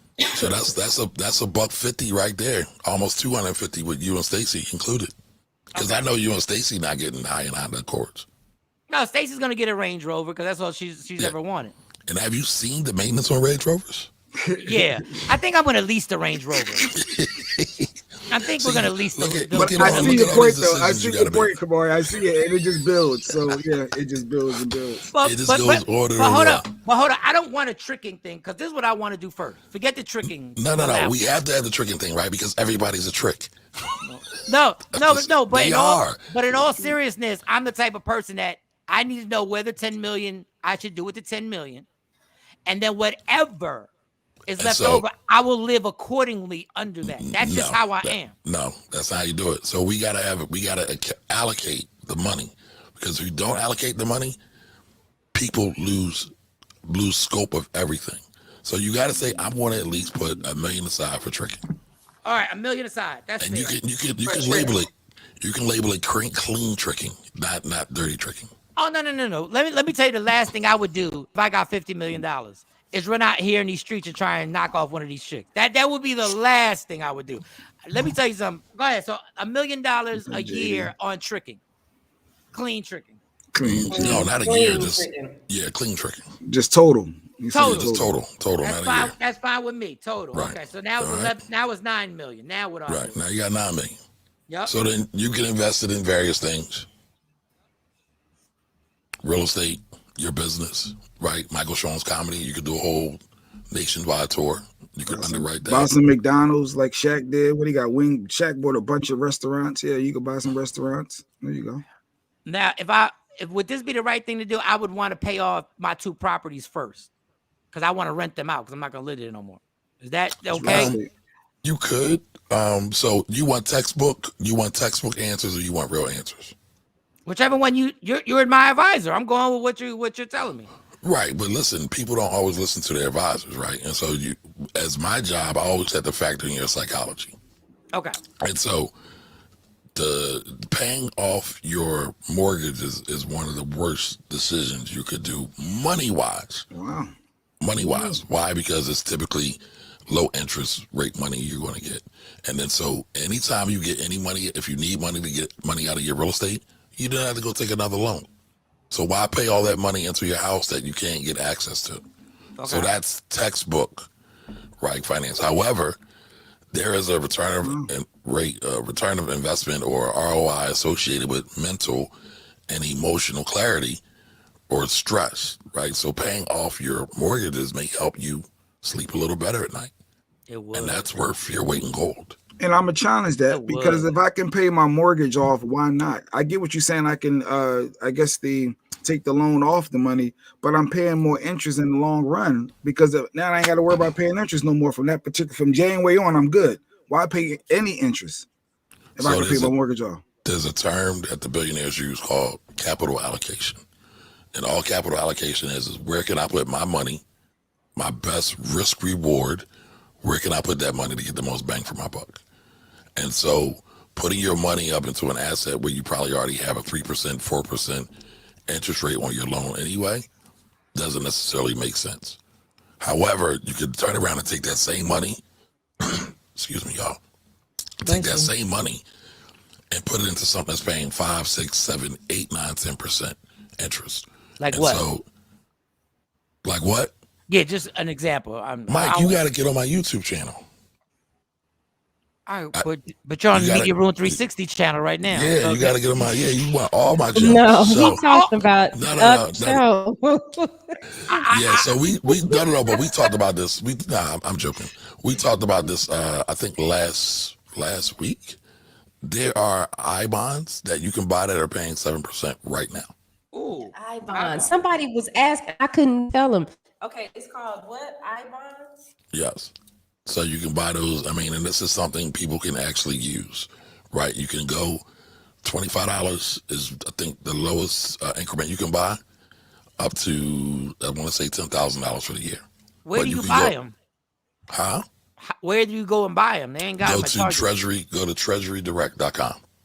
Treasurydirect.com. Okay. Yeah. So that's one thing you can do, right? But you can buy a series of bonds. You can do a lot of different things, Mike. Now with the I-bonds, 7% is a lot, right? That's a whole lot. That's a whole lot because we are in a high inflationary period right now.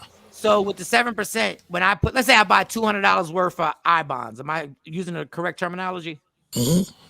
And there's $200 worth of I-bonds. I go to treasurydirect.com and the $200 goes there. And then is it quarterly the 7% goes or is it monthly the 7%? How often does the 7% get added to the money? This is finances for dummies. No. I want to say it is, you don't get it till it all pays out, right? So you want to hold it for at least 5 years. Okay. But I believe it accrues monthly. Wow. Okay. And this is why y'all should go check him out and make sure you go to him not only for your taxes, but he's got some amazing advice other than that. What are you going to say, Shawnee? Is it treasurydirect.com or .gov?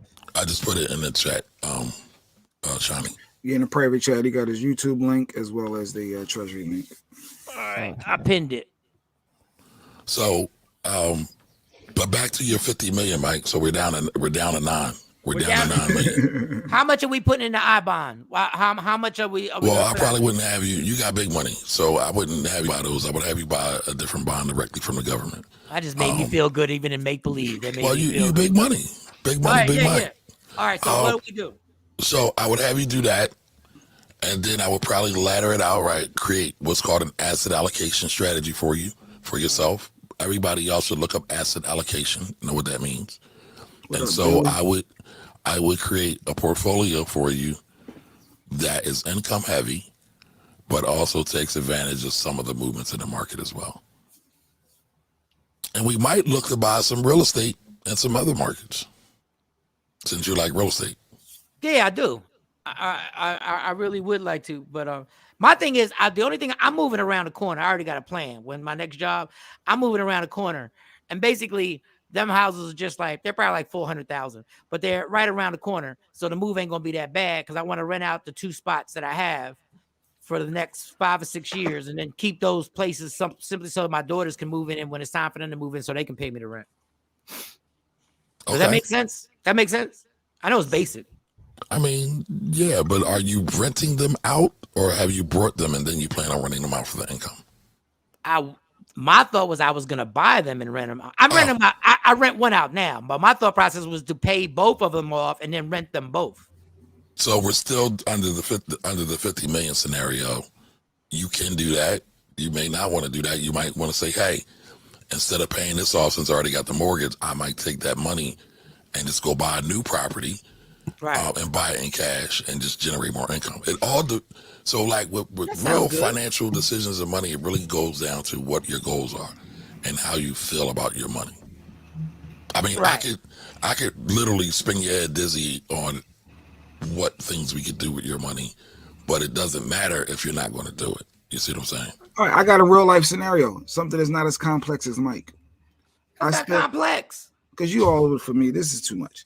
I brought 2 $5 scratch offs, right? And I hit for $100. What do I do with that $90 profit? Do I buy more scratch offs to flip it, or do I invest in something? How about that? Then this is real life. This just happened to me Friday. He just told you buy an I-bond. Not with $90. With $90. Oh, you can't add $1? $90. You can get them for $25, $50. That's what the thing that says. Was you going to suggest my $90 profit? Come on. Well, I was going to say get some therapy because nobody wins the lottery. Nobody does what? Nobody wins the lottery. Like, if you add up all your lottery scratch offs, I'm sure the state is up on you. The lottery is the biggest racket ever. They basically took gambling, they took it from the gangsters and gave it to the real gangsters, which is the government. That's 100%. I want to know what to do with my $90 though. What are you saying I do with my $90? Well, like if you go to the liquor store, how about that? Go to the goddamn liquor store. Leave us alone. Like we got real questions here. This is real. Got real like, questions. You living in make believe. That's actually real, right? So I real story. My mother plays the lottery religiously, and I hate the lottery because in our community, the lottery is a substitution for hope or a dream. And it's like, all right, we're going to give this $5 to these people who own the store, and they're going to give it to the state. And 9 times out of 10, you never win. Matter of fact, I think the odds are more like 1,000,001. You never win. I'd rather take my $5 and go invest it in some high bonds or into a stock because you only need $1 to invest in stock, or into an ETF, an exchange traded fund, where you only need $1 to start investing in that. I would rather do that than to buy a lottery ticket. So, Jay, take that $90 and stop buying lottery tickets and put it into some stock. But I did research. I went to the PA lottery to see which tickets still were out, and they had a ton of winners out there. So I put some thought into the ones that I did buy. And I brought 2. One was a dud, and one said 100. So I was so how many of those were yours that were still out there? Mine's still like 40,000 of the $100 ones out there. There's a whole bunch of them. So do you have any more? No, I didn't go back. I just had. But do you have? You got to have them, right? If they're in the inventory that was clean, so you ain't got them, right? Okay. So my advice still stands: stop buying lottery tickets. Okay. Stop looking at lottery tickets. Look at the stock market. Look at these I-bonds. Get some life insurance, and keep it cracking. All right, that's real advice. I see Billy is stressed out. It's tax time, so people are. I guess they really need your help when they're. And one more thing. This is the last thing I'm gonna. My goal, you know how you said you would need me to tell you the goal, right? For the 50 million. Legit, this would be my goal. My goal is to basically live every year of a $550,000 a year. Okay. I've calculated my lifestyle. Like I've done this a bunch of times. I don't have my notes with me because they're in Jersey. All I need is $550,000 and I'm fine for till I'm 80 something. That's what I need. Okay. That's my goal. Yes. That's my goal.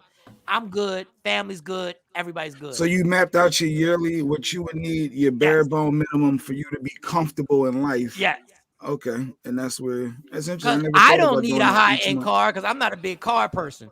If Stacy has a high-end car, I'll just drive hers whenever I want to just drive and go to the Wawa and show off at everybody that I'm getting coffee and I got this and I got this little that would be my goal. So is that when they come to you or you go to a financial advisor, you got to have a goal like this is what I want to live off of? Well, you should have a goal. You should have a goal. Yeah. Yeah. But Mike, at that rate of spending, right? So you could take that 50 million, minus the taxes. So now we're probably down to more like 30 million. So put that 30 million away. And you know what? I just did the calculation on 50 million. You could live about 90 years off of that without touching the interest. On 30 million, you want 550,000 a year. Mm-hmm. That probably would last about 54 years. So you could that would last you for the rest of your life. Wow. Now, if you have good investments that could pay out that 550, that principal would last. That whole 30 million would last beyond your lifetime, and that's possible to do. So then that's when I would be, then the next thing I would be like, I just want my kids to be straight for their lives, and then that would be a whole different subject. Okay. Well, I'm thinking inside of that 550 million, your kids are straight. You I mean, you when in I the pass 1% away, at that point. Yeah. When I pass away, I want them to make sure that they got that, that money that they're getting paid too when at a certain age. You know what I'm saying? Mm-hmm. Mm-hmm. I'm not gonna be Steve Harvey's selfish ass and be like, I'm not leaving my kids nothing. But all right. Listen, I'm not mad at Steve Harvey. Oh, I'm furious with Steve Harvey. You can make your children weak. No, I'm talking about leaving that amount of money to them, that could potentially leave them weak and not able to go after their own dreams and goals. Yeah, but I'm not going to put them in that situation to me decide that it could leave them weak, because I know if they broke, they're going to be weak. Let me tell you, them white folks, Trump's father knew Trump was weak and he didn't give a damn. He still gave him that $1 million. But guess what? Buffett's doing basically the same thing. And his kids have passions and they do their own thing, regardless of the money. Now, they're going to benefit from it, as I'm sure Steve is. He's a comedian. You know what y'all do, right? Sound bites, popping. Yeah, exactly. Got to make it funny. So I'm sure they'll get something. The I-bond. So that I-bond, I'm sorry, I never heard I-bond. I just looked at it on that site, like you said. Yeah, I guess it earns interest until it reaches 30 years. So if I did an I-bond for my son, who's 9, he's 9 right now. Boom, he can't touch it, can't do nothing for the next 30 years. It earns interest. That's how I go. Yeah, but you can withdraw the money after 12 months without any. I mean, you can withdraw the money without any penalties. Right? Without any penalties. After 12 months, it's without any penalties. Okay. Yeah. But you're not going to find any interest rates better than that right now. Right now, the banks are paying about 0.5%. Yeah. The I-bonds are paying about 7%. And so, go ahead. I was going to say, why let your money sit there when you can put your money in I-bonds? Wow, that's amazing. So I got a question about the I-bond. So not to be confused with iTunes, but go ahead. You can get it. You can get 25, 50, 100, all these. If you can only get up to $10,000 in I-bonds a year, right? So, okay, if I buy a $25 I-bond, and I'm sorry because I'm ignorant to this. Me too. Does that mean after 30 years, then it's worth $25? Is that the highest? You're thinking the back in the day ones when my mom and Nana would buy us the EE bonds and give us to us. These are different. These are the I bonds. And so they accrue interest. Not to be confused with IBOC. Or IHOP. But they accumulate interest from the gate off of that $50 or $25 investment. What if you put $5,000 in I-bond? What is 7% for $5,000 after like 3 months? Because what's that? 21% total that you have accrued it, or I guess it's not 21%, it's 7% each month. It's 7% for the year. So then you got to break it up into each month. So what's 7 divided by 12? Don't get me to line. Y'all got me doing math early in the morning. I know. It's too early for this, Mike. So I bought $5,000 in I-bonds, and it's in there for 3 months. What would be the total that I'm getting? What would be what it added up to with the 7%? So it's for 3 months. So you're only getting 3 months worth of interest. Remember, the 7% interest is for the whole year. So you got to sit the year, and then you get 7% on. See, Mike trying to flip it fast. You got patience. Yep. So if you do the $25, so okay, going back to because my grandfather used to do this. He would give us he would get a bond from his from his job, and give us. So we had a lot of them. You know what I mean? So is that the same thing that you do with the I-bond? Like do it for my daughters, and I say, okay, well, every week I'm gonna buy a $25 I-bond. is it the same concept? So when they turn 18 and I say, okay, here, girls, here's your money. It's the same concept, but you can do it not just for your daughters. You could also do it for yourself too. So a lot of times, as parents, we put our children first. I get it, but a lot of times we're actually putting our children in jeopardy by following that strategy. Yep. And I'm gonna tell you why. Get on the IG. Get on the IG. I am my oh there. Sorry about that. I'll go. Because they need to hear this. My battery is about to die. So instead of having money just sitting in a savings account, this might make more sense. Is it fees off the rip to start this? No fees. But that's why I said this is better, because again, a bank account on average is paying about 0.5%. This is paying 7%. So you got almost 7 times or 700% more of earning power right now. But let me go back to my other point, right? A lot of parents, we put our kids first for everything. We never think about ourselves. But who's going to take care of us when we retire? And if we are not prepared, our kids are going to have to take care of us, and then we become a burden on them. Boom. So I'm not saying that we shouldn't prepare for our children. I am, however, saying that we got to put ourselves first, because by putting ourselves first, we don't then become a burden to our children. I like it. In the long run. So now, the thing about, like Jay said, move everything in your checking account to IBAN, but you don't have your savings. You won't have access to them like on demand. Like you ain't got a debit card that can just take money out of there, right? No. Yeah. Okay. But what I would do is you could start like Shawnee was talking about. You could buy some every week, $50 here, $100 there. You can start buying some every week. Got you. So Stacy said she's going to tell her customers. Cool. And Stacy works in a bank, so she's dealing with a lot of people. So yeah. Now, Stacy, don't get in trouble. Don't get in trouble, because if you're selling away from the bank, they might get bad. But yeah, and here's the thing: a lot of times you can actually go to the bank and redeem those bonds. So the IBAN they can redeem it at the bank. They're issued by the government, by the United States federal government.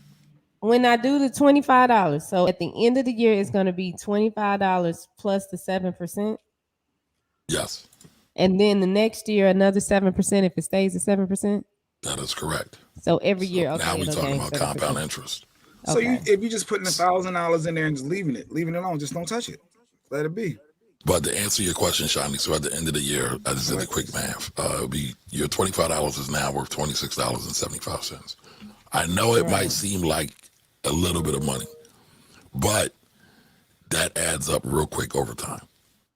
Well, yeah, if it stay there till they 25, if I say okay until y'all 25. So yeah, but I wouldn't just tax return. Good. But I wouldn't just do the 25. I would do 25 a week if it's in your budget, or 50 a week if it's in your budget. You could transfer that's to what I was that thinking. account. Do it like my granddad used to do it every pay period. He got something for, because that's what I try to do with them. When I get paid, they get paid. I give them, my girls get something, so they, they always have some money. But make sure you get yourself something too. Okay, yeah, that's the problem. So yeah. Yeah, I know. You made a good point though. Yeah, that's the problem. And I work with a lot of black women. A lot of black women are my clients, and so I see a lot of the issues. Black women, especially ones who are always taking care of folks at the expense of themselves in the long run. So you got to be careful with that. Okay. Yeah. Duly noted. What is HH bonds? You know what she's talking about, Stacey? Yeah, HS bonds are other government bonds as well. I think they got discontinued though, but let me look. And with the I bonds, if I want to just transfer money into that account, is easy like that, or is a whole process? Right. So HH bonds were discontinued August 2004. Oh, so they done. Yeah. For the I bonds, Kamari, can I transfer? Be confused with iRobot. Go ahead. I can transfer. I'm trying to see the I like easy access. I like online banking. I like the transfer stuff, so I can dump money weekly into that I bond, or is it like that? So you can dump money into it, but it's not a bank account. So you're buying a product from the U.S. government, so it will sit there, but it's not to be used like a checking account or a savings account. I was just saying to put money in, not necessarily taking it out. You can put money in every week. Yes, you can. Okay. Yep. And I think there was a couple of questions on IG. Yeah. This I-bond got people kicked up, not to be confused with left But it's eye. funny, we talked about this before. It wasn't that much interest. I guess Mercury is still in retrograde, so people are interested. Yeah. But some people thought about it after you said it, because I got questions about it afterwards, and I was like, "Oh, I don't know. I can't even really remember." So, not to be confused with eyesore. Eyesore. What? All right, what other tax questions? Any other tax questions? We got our guy here. He's answering all the questions. It's tax season, tax return money coming in. You want to make sure you maximize for your business, for your personal. Any questions? He's here to answer them.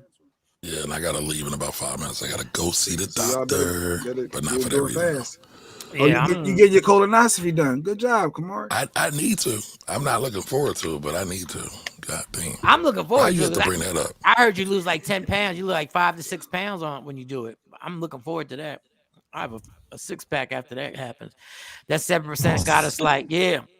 That 7%, that them I-bonds, man, listen. You learned something new today, y'all. Go ahead, buy a badge, motherfuckers. You learned something new here. I'm legit going to do it, even if it's $100. I'm going to look into it. Maybe I put my $90 to start one. Now, Shawnee, I know I'm hitting you with a bunch of links, but in that link, I just gave people 3 different alternatives for savings. So I-bonds is one of them. Video. Yeah, and there's another one with 2 more. And Billy had a question for you. He just had a new kid in 2021. What kind of tax, what kind of breaks are there for taxes wise for someone with a new baby in 2021? So first of all, congratulations, Billy. I hope your child, I was going to hit the Godfather line, but I don't know if it's a boy or a girl. So I was going to hit the Luca Brasi on him. I can't do it then. Yeah. I was going to say congratulations and benefits. If there's any child care, there's massive child care increases this year up to, I want to say, $8,000 for one child. And you also, depending on your income, also you could be eligible for child care, the child care tax credit, which went up, which you should qualify for roughly $3,600. Again, that went up from $2,000. So you got some good benefits. You got some good benefits. You picked a great year to have a baby. Yeah. Well, the child tax credit that Joey B was giving out was like $250, whatever. They automatically know that, right? When I go get my taxes done, it's already going to come up in the system that Joey B gave me that money throughout the course of the end of that last year, whatever it was. Yes, but when you cracking up at Joey B, when you do go and get your taxes done, make sure you take the letter you got from the IRS. I want to say it's letter 6419 to your tax preparer. Make sure you have it if you're doing it yourself, because that letter. Yeah, where you get that from? I don't know where that is. They mailed it to you. Everybody should have got it. I don't know where that is. I don't do that away. You better check. Shiny and Jay, y'all check y'all mail.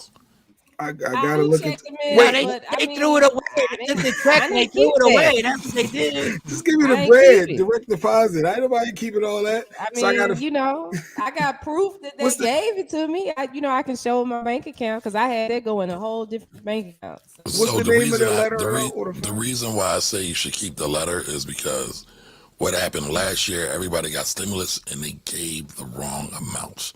And so when you give the wrong amounts and you prepare the tax return and you submit the tax return to the IRS, it gets stuck in the system and it creates a problem. So if you get the letter from the IRS, the letter reports to you what you got in your advanced child care tax credit. That's the number that should be reported on your tax return. Mm-hmm. Sadly, the IRS has also sent out some of them inaccurately with the wrong numbers, but that's the best we can do at this time. It's not online. I can't go to a website. Yes. Jay, I'm glad you said that. So what I recommend everybody to do is to create an online account at irs.gov. So go to irs.gov and create your online account. And on your online account, you can see everything. Sorry, Shawnee. I'm sorry. So can I just give them the bank statement that shows where it deposits? You can, but then they got to ferret through all your stuff and all your different information. Oh, no. It went in a different account. It's not in my main account. It went in an account on its own. Yeah, but it's still good to get the letter. And you should have gotten that in the mail. When you go on, he said irs.gov, you create everything should be there underneath your name. I have a problem trying to create an account on irs.gov. That's why I get frustrated. No. And then So when I they call, created. I be on the phone forever.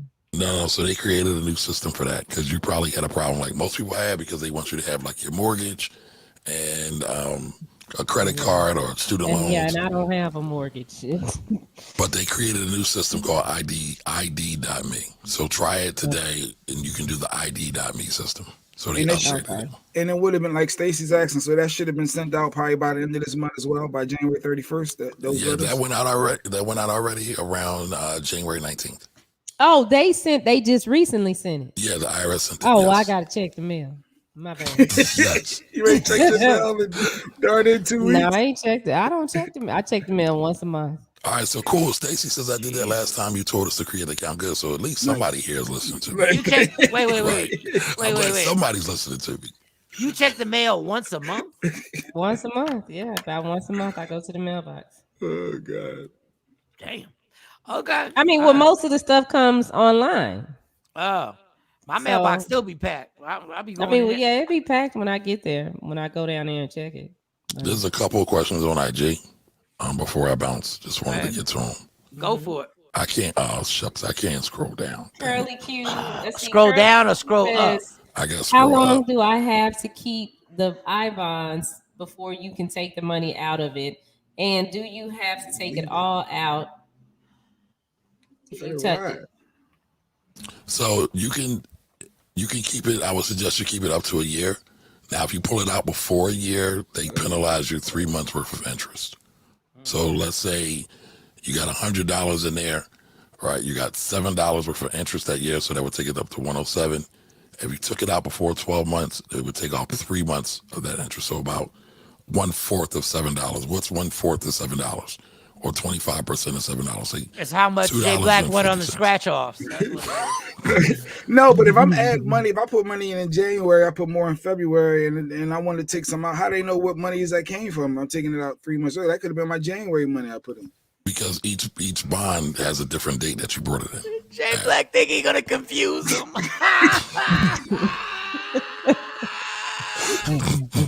Oh, watch the card. Follow the card. It's 3. What percentage did I get? When did I get this? They act like it ain't a computer. Jay Black like is an actual person with a fucking calculator. Every time he does it, he goes pat pat pat pat pat pat pat.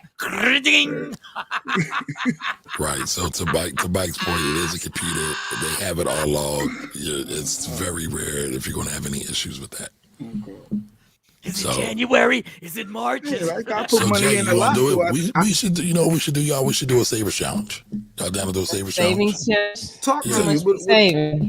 How much we got to start with? $25. $25 bucks. I would say do it even 100. Just do it even 100. So I was going to say $25 per pay for I don't know, a month, 2 months, something like that.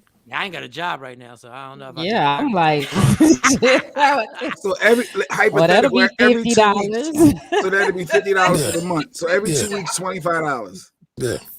And then does it automatically go direct deposit into the account? You thinking, or should it be us need to manually put it in there? You got to set it up. I'm not sure if they have a direct deposit feature, but they might. But either way, you got to set it up. Let's do it, Shawnee. Mike, why not? We only one more. I mean, you got a job. What are you talking about? The fuck are you talking? You trying to trick people? We got part-time. I got a part-time job. I'm in these streets hustling. So what was the other question, Shawnee? I think you said there was another one.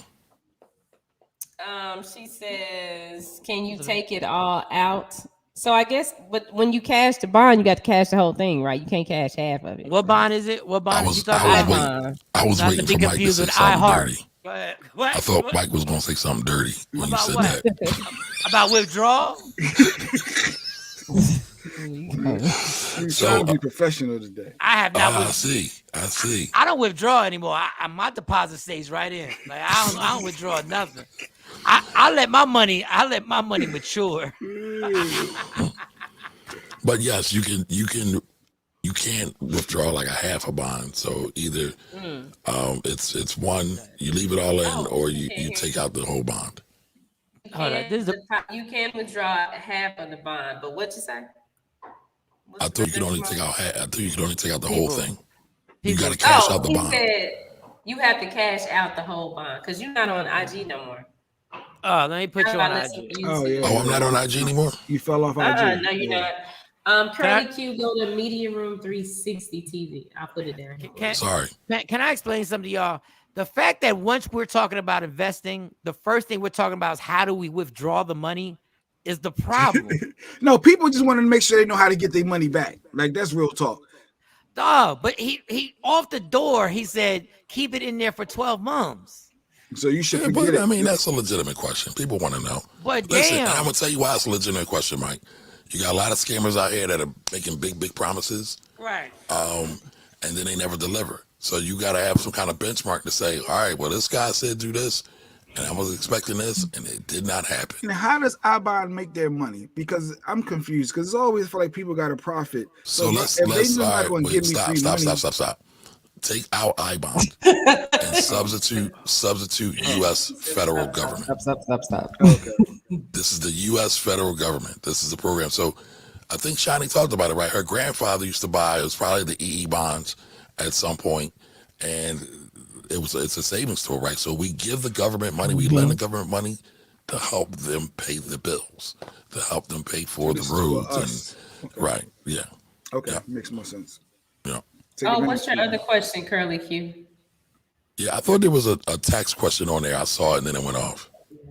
Yeah, we can't go back. Let me see. How long I-bonds, not to be, are you buying separate I-bonds? Okay, I'm scrolling up.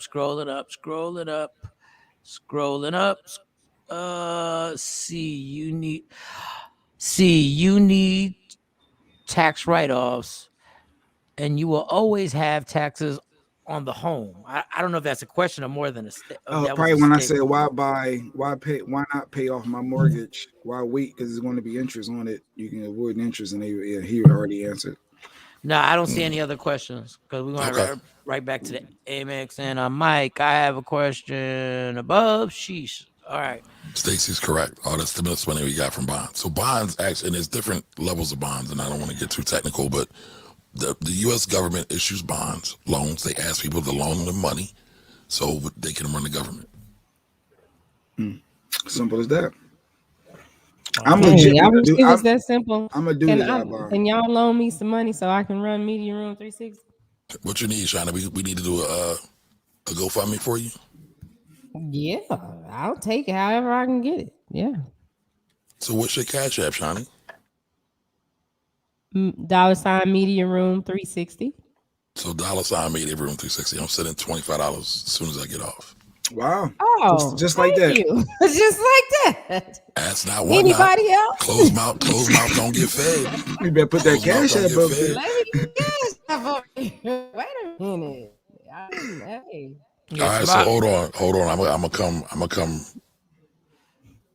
I just jumped off the. Be quiet, Jay. I heard you. What'd Jay say? Be mumbling. Because if you gonna come, I'm about to take my square off. Wait a minute. Yeah, right. I'm gonna let Shawnee stay right there with you. Right, yeah, because she need it. Yeah, she do. Shut up, Jay. Shawnee needs something. So what is it? $ Media Room. We stupid. 360. Send her a tongue. So now Cheyenne, now once he cash apps that to you, what do you have to do next? You got to go start to put that in the bond. Nah, that's for the Media Room. What the fuck are you talking about? Put it in a bond. That's gonna pay. I'm stuck on this iBond. I want this iBond. I'm gonna do it, and I'm gonna do it. And I'm gonna forget all about it. I'm gonna act like I don't even have it. I'm starting up my IRS.gov. I'm gonna create my online account, and I'm gonna put at least $100 in the iBond. That's facts. I'm going to do that today. Are you gonna do an iBond like every time you get paid? Yeah, he did it. Thank you, Kamari. I heard the plane just came in. He's about his word. Thank you. Listen, I believe in supporting Black-owned businesses, and I just sent the request back for Fire.com. You need to order some Financial Rebel T-shirts. That's what. Don't worry about the goddamn business. Worry about the host of the motherfucker. $ and Shawn 0902. Wait a minute, Mike. You act like I haven't brought badges before. Oh, you have. You have. You most definitely have. You ain't buy no shirts up and woke up. Come on. You didn't get no Financial Rebel shirt. You know, I'm just saying. Black owned, and she's a woman too, Kamari. Check that website out when you get some time. All right, Kamar, you've done your job before everybody starts pimping and starts. Nah, it's not pimping.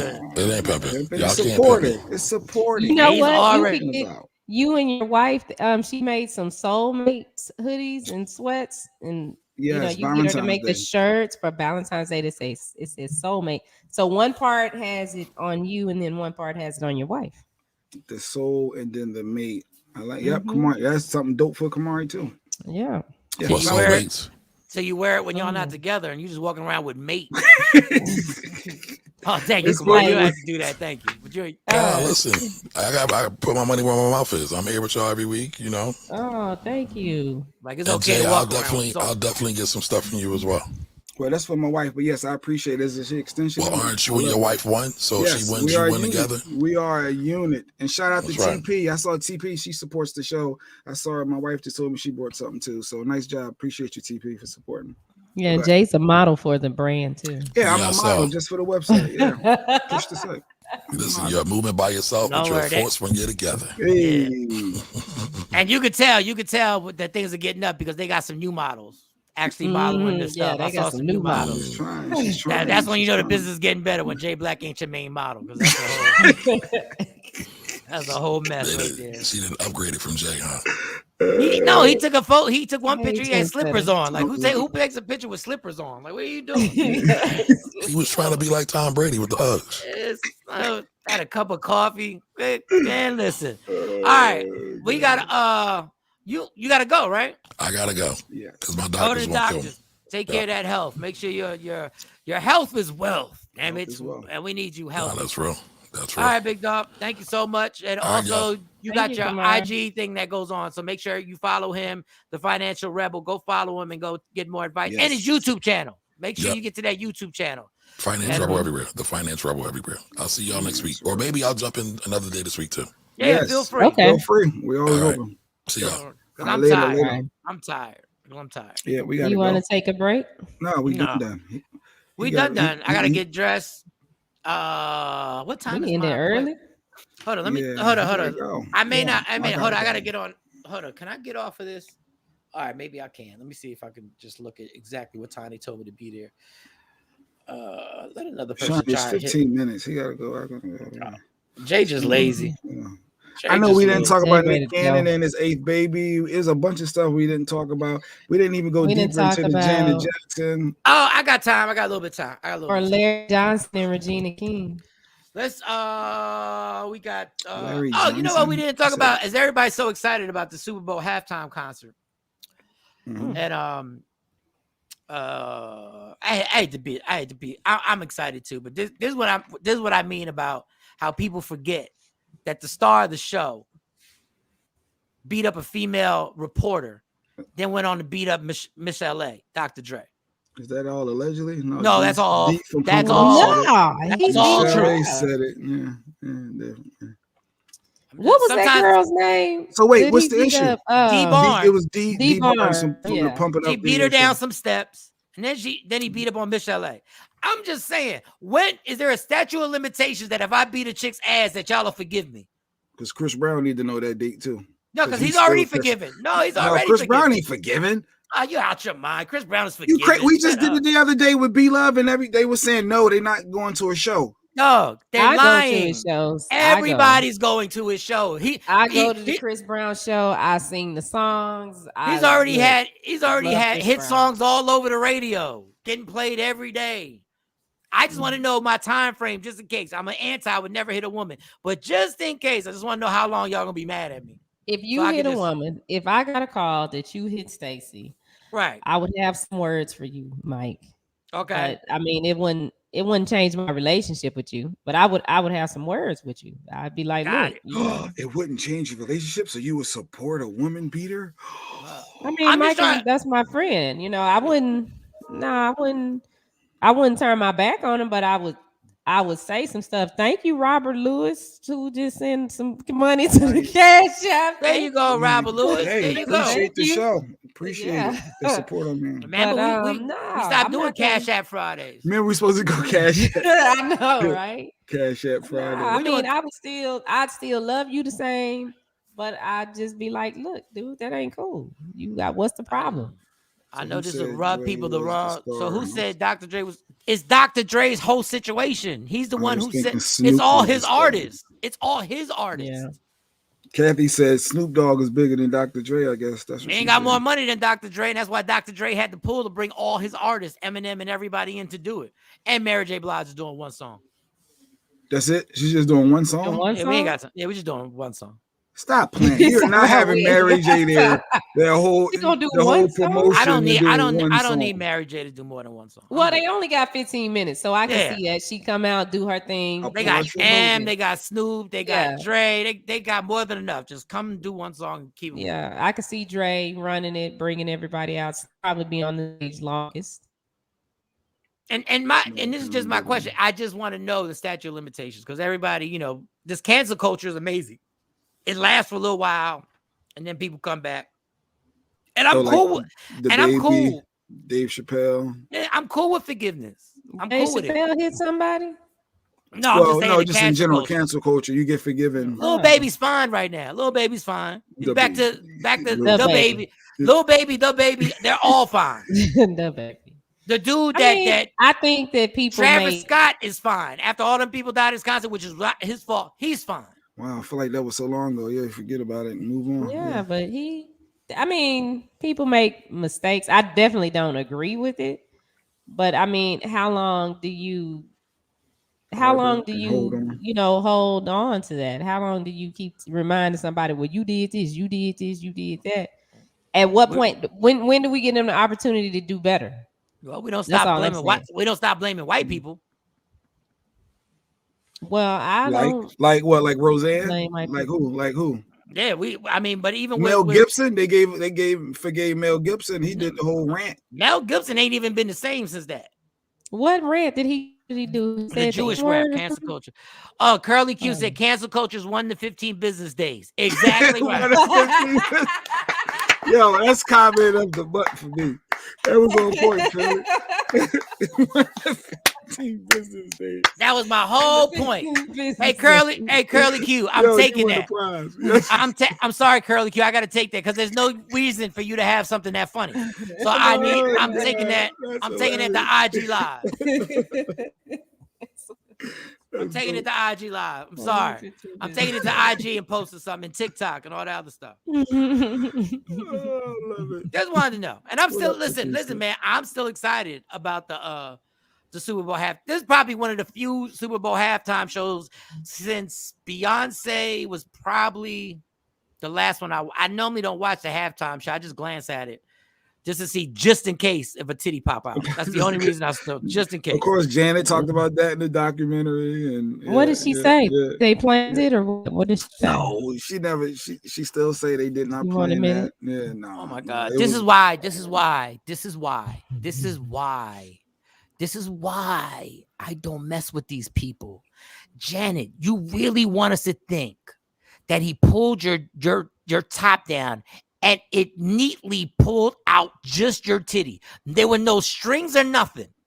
It just went perfectly. This is what I mean about these people making us feel like idiots. This is why I don't.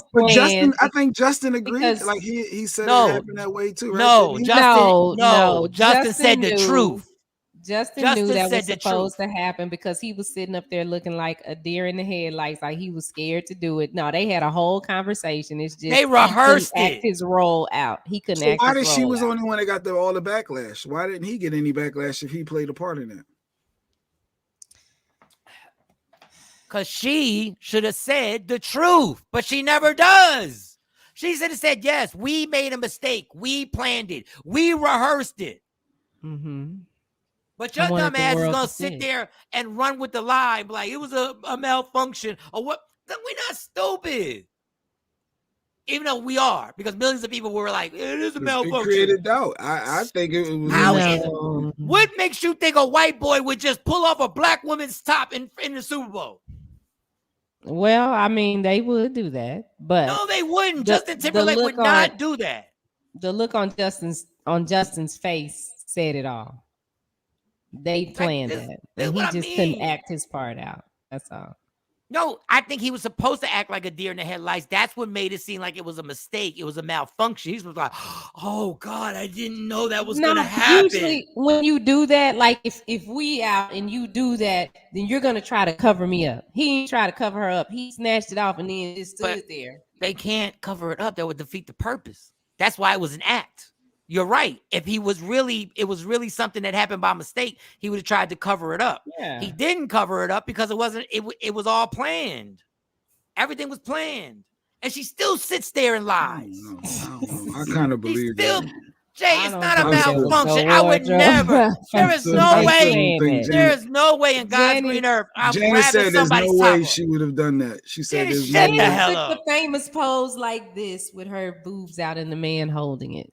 That was her dude, and that was actually he kind of pimped her a little bit in my opinion. Watching that, I feel like he was making it and letting her be more sexual. You're living in the Matrix. We are living in the Did Matrix. Did you see that Bobby Brown movie? I think he made her more sexual because Bobby Brown portrayed her as very sexual. What'd she say about the kid? About the kid she had with the barge? She would never. Her words were, which my wife highlighted. She never said no. You think about it. Exactly. She said she would never hide a child from their father. Exactly. And the lawyer told her to say that. The lawyer said you never said no, and she probably never did keep because they probably have seen a child. Why do y'all believe these lying bastards? My God. Michael said Janet wouldn't do it too. How did Michael say it? Michael did. No, it was old interviews. It was a lot of good clips too. That never. Do you know how much lying Michael's done in his life? Allegedly. Why I gotta allege? Who he gonna come back from the dead? I think we ought to ask Dex if he can channel Michael Jackson on Thursday. Let me tell you who I'm not trying to channel. Goddamn Michael Jackson. I'm not. Well, we can ask some questions. It's his birthday. Yeah, we can get Dex to try to tap into Michael Jackson. See if he come holler at him. See if you can get Mike. Poor doctor went to jail. Pop up. Poor doctor went to jail because he gave Mike the drugs that Mike wanted. Poor guy had to do time. Well, you got to know how to say no and how to balance it as a physician, as a doctor, someone in power like that. Yeah, like you gonna say no. You still believe Janet was a malfunction? No about nothing. Yes, Mike, we're doing too much. We gotta slow it down. No about nothing. I'll pay you. Yeah, I'll pay you good money. I'll get another doctor. Yeah. I'll fire you. I'll cut your money off, Jay Black. Cash app you $25,000 now. Guess what's gonna happen? I'm going to sleep.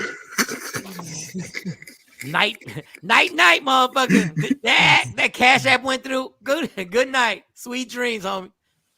And then Larry Johnson. Maybe we'll say Larry Johnson because Larry Johnson's timeless. Because Larry Johnson, a former football player, just went all the way in claiming that Regina Hall sacrificed her brother, her son. Regina King. Regina King sacrificed her son. Which there's a lot of stories if you look on YouTube about rituals that have to be done. I'm not saying it's true. Wait, she sacrificed her son for what? For the Cleveland? No, for the fame. Cincinnati Bengals for the fame in Hollywood, the power in Hollywood. You know those stories that they say like Aaliyah was killed so Beyonce could shine. I think Cosby's son was peeled on the side of the road because of some other stuff. You know what they say. Illuminati, huh? I guess it's all part basically, of yeah. They're saying I ain't been invited. I don't want to be invited. I don't even want because I done seen enough to be like, well, it could be some truth to some of this. I don't want to know.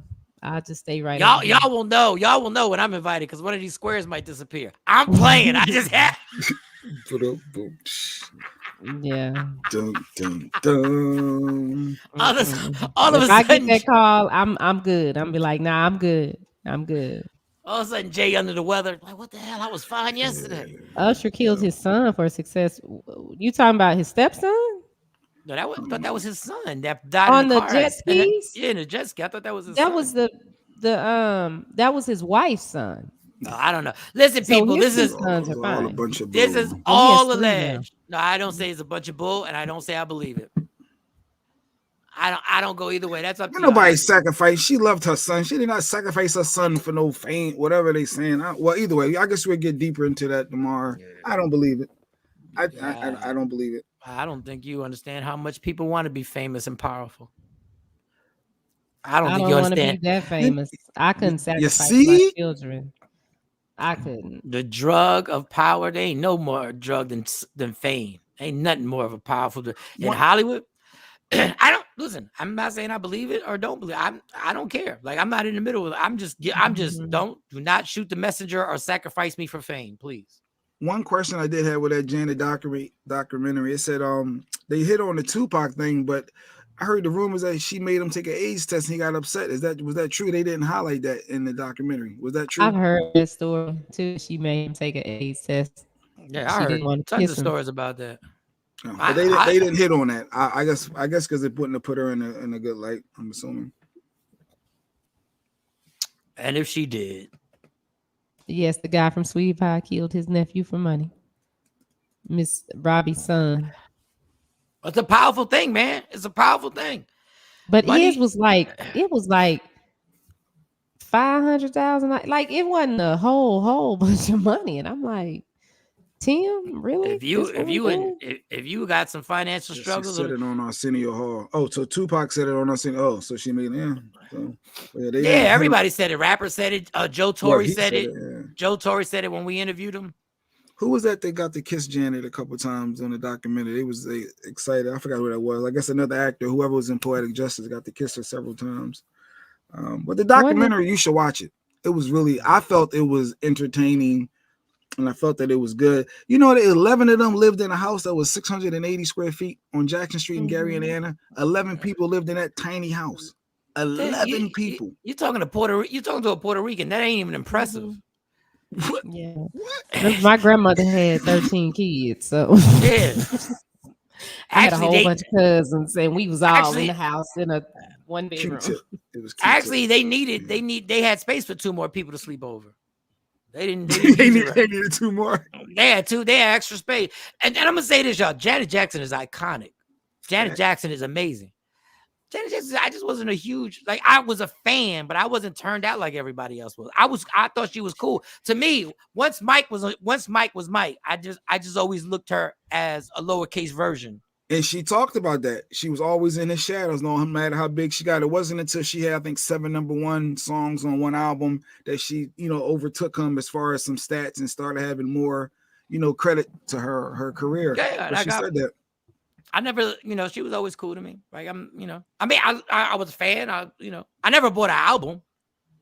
You never bought, but you had Janet. You had Rhythm Nation. You had. I did. Yeah, I remember Control. that. I never. The rumor that Q-Tip was gay. Gave her mono. Mono. Everybody's giving Janet something. Mono, form of herpes.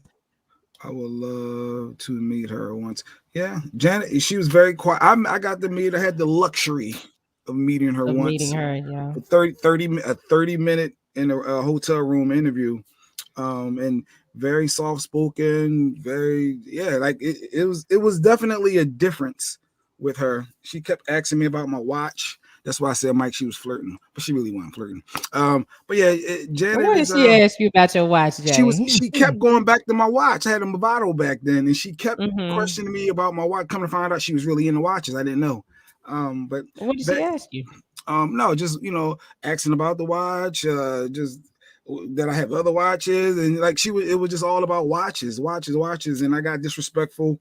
I did it like my little real quick. I did it back then called This and Accent Boxers or Briefs, and the room just got silent because she was uncomfortable, and it made it awkward. Ooh. I was Janet wasn't into stuff like that. I guess it was back then to ask her, did she prefer doing them boxers or briefs? I was just asking. I thought it was a legit question, but I guess I offended her. So did they kick you out? Did they wrap up your interview? No. I just moved on quickly. It was me and Cherry Martinez. Actually, we got this selected from the radio station to go to the hotel, and it was interesting to hang out. Like I said, I had that time frame with her. Wait, actually, I posted it before. Bam! They let us take one picture, and that was me with Janet Jackson back early 2000s. Yeah. Early 2000s, but yeah. I can say it over, and it's the cliche, but we're so upset. They're just people, y'all. That's all they are. Yeah, it's just people. That's all they are. Wow. But I'm telling you, there's nothing we are more obsessed with than celebrity. Nothing, not even money. But she's a level. It was levels. It's levels to celebrity, right? Michael, Janet, Beyonce. It's certain ones that are. Is a difference. Like they say, you see the aura. It's just a difference. It's like, oh wow, it's this person. How they used to do with Rick James. And then when you ask somebody a question like, "Oh, she's uncomfortable," so what? No, I felt bad. I said I was an habitual line crosser early on. Who knew? Mind you, this is the same chick that wound up smacking asses at strip clubs with Jermaine Dupri. This is a hypocrisy, and I know that for a fact. Ain't no alleged. Same person. And the same person that was at the House of Blues, and Jermaine Dupri had her hemmed up in that one of them little diner, one of them little booths that were right there. Just a regular person, yo. Just regular. But listen, man, hey, whatever Today it is. Was a great show. Minus the Rodney Perry. Rodney dropped some knowledge this morning. What are y'all talking about? Rodney was dope. Foolishness. No, y'all need to exercise self-control. So maybe we'll touch on that. Then they got the snow pictures with people that are writing crazy stuff in the snow. Like, I know you're in the house with that bitch, which you have no life if you do that. Like, if you made your finger cold just to do that, and there's a chick in the house, just break up with the person.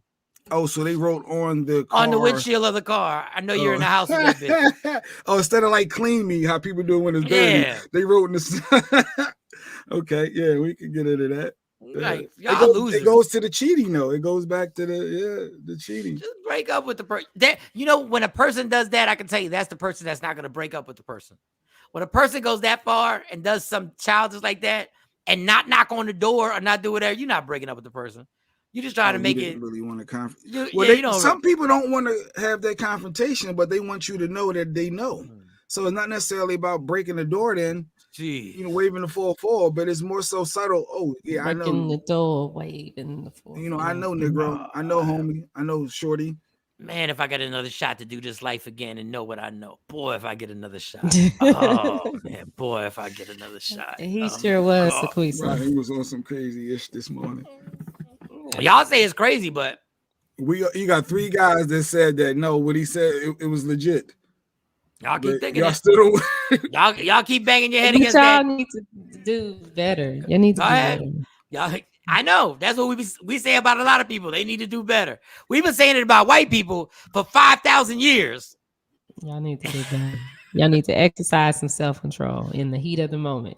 Just say no. Just walk away. Need to stop trying to be in a committed relationships with heterosexual guys in their 20s. Just wait. Just wait it out. Just wait it out. That's our wrap-up signal from Tam Tam. It must be great show. Yes, time to go. She always, that's our wrap-up. All right, start wrapping it up, man. She's actually 2 minutes ahead, but Tam Tam, good work. She know you a little long-winded, so it makes sense. I'm done. I got to go finish this off, and then I got to figure out a whole bunch. Then I got to pack a television. I got to do it. It's all bullshit. Some couple of extra things we're going to run after the close, so. Does anybody want couches? I got 2 couches, right? What? That I'm selling for $200. They just sex infested couches. No, I've never done anything on these couches, dog. Never. I've never popped off. I've never done anything on these couches. They just 2 brown, a love seat, and a couch. $200. Anybody want them? DM me, and I'll give it to you. $200. They brand new, dog. So you're supposed to post pictures. Send me the pictures. You're supposed to send me the pictures so I can put it up. And then advertise like on y'all local markets in the Dallas area. You got these sofas, boom. You post the pictures and see if I'm gonna try and put it today. Yeah, Facebook, just send me the picture and I'll post it in my building. And then so no sex on the couch. Okay. Never. Ever. I'm not a sex on the couch unless these couches, no, nothing happened.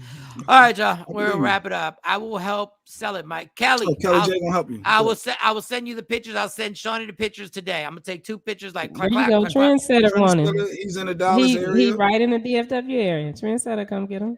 Trendsetter, I'm gonna show you the pictures right now. Trendsetter, I'm gonna take. I'm sure you paid like $1,500 for. I'm sure you paid a whole lot more money than what you're selling them for. I'm sure of that. Okay. They're actually gonna see the couches. They're nice couches, but they're. Don't let Jay. We're not trying to scam y'all. Great show. No, I'm sure you paid more than $200 for it.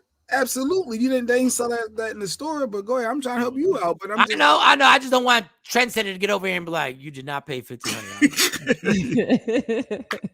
You did not pay $1,500. But hold on. Just to show you. Man, I'm curious. How do I turn this camera? Can I turn the camera? You're trying to do the IG. Yeah, you gotta flip the. There you go. See, that's one of the couches right there. Okay, that looks so nice and comfortable. Yeah, that look all fluffy. Yeah, that's beautiful. What is that? Velvet? Is that suede? That's dope. And this is the other one. Okay, you got a matching set. You got the love seat and this. Yeah, you said for $200 for both pieces. $200. $200 if you're on. And that's fluffy. That's the thick stuff. That's the wow. All right. If I was in the area.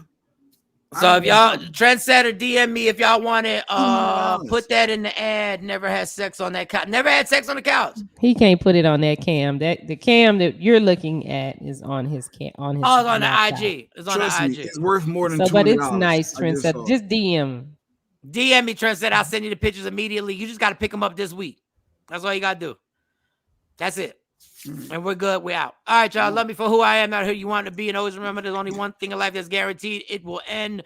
So enjoy every minute, every second. You fight for everything in your life. Fight for your happiness. Never let anybody take that from you. We will see y'all tomorrow morning right here. Michael Shawn, Shawnee Scott, Sexy Mo, Emerald. What's good, mama? We are gone. Yeah. Michael Shawn and the Takeover Legends, where the truth hurts, but also makes you laugh. Baby, tap in. Tap in. Don't never stop if you want to be on top.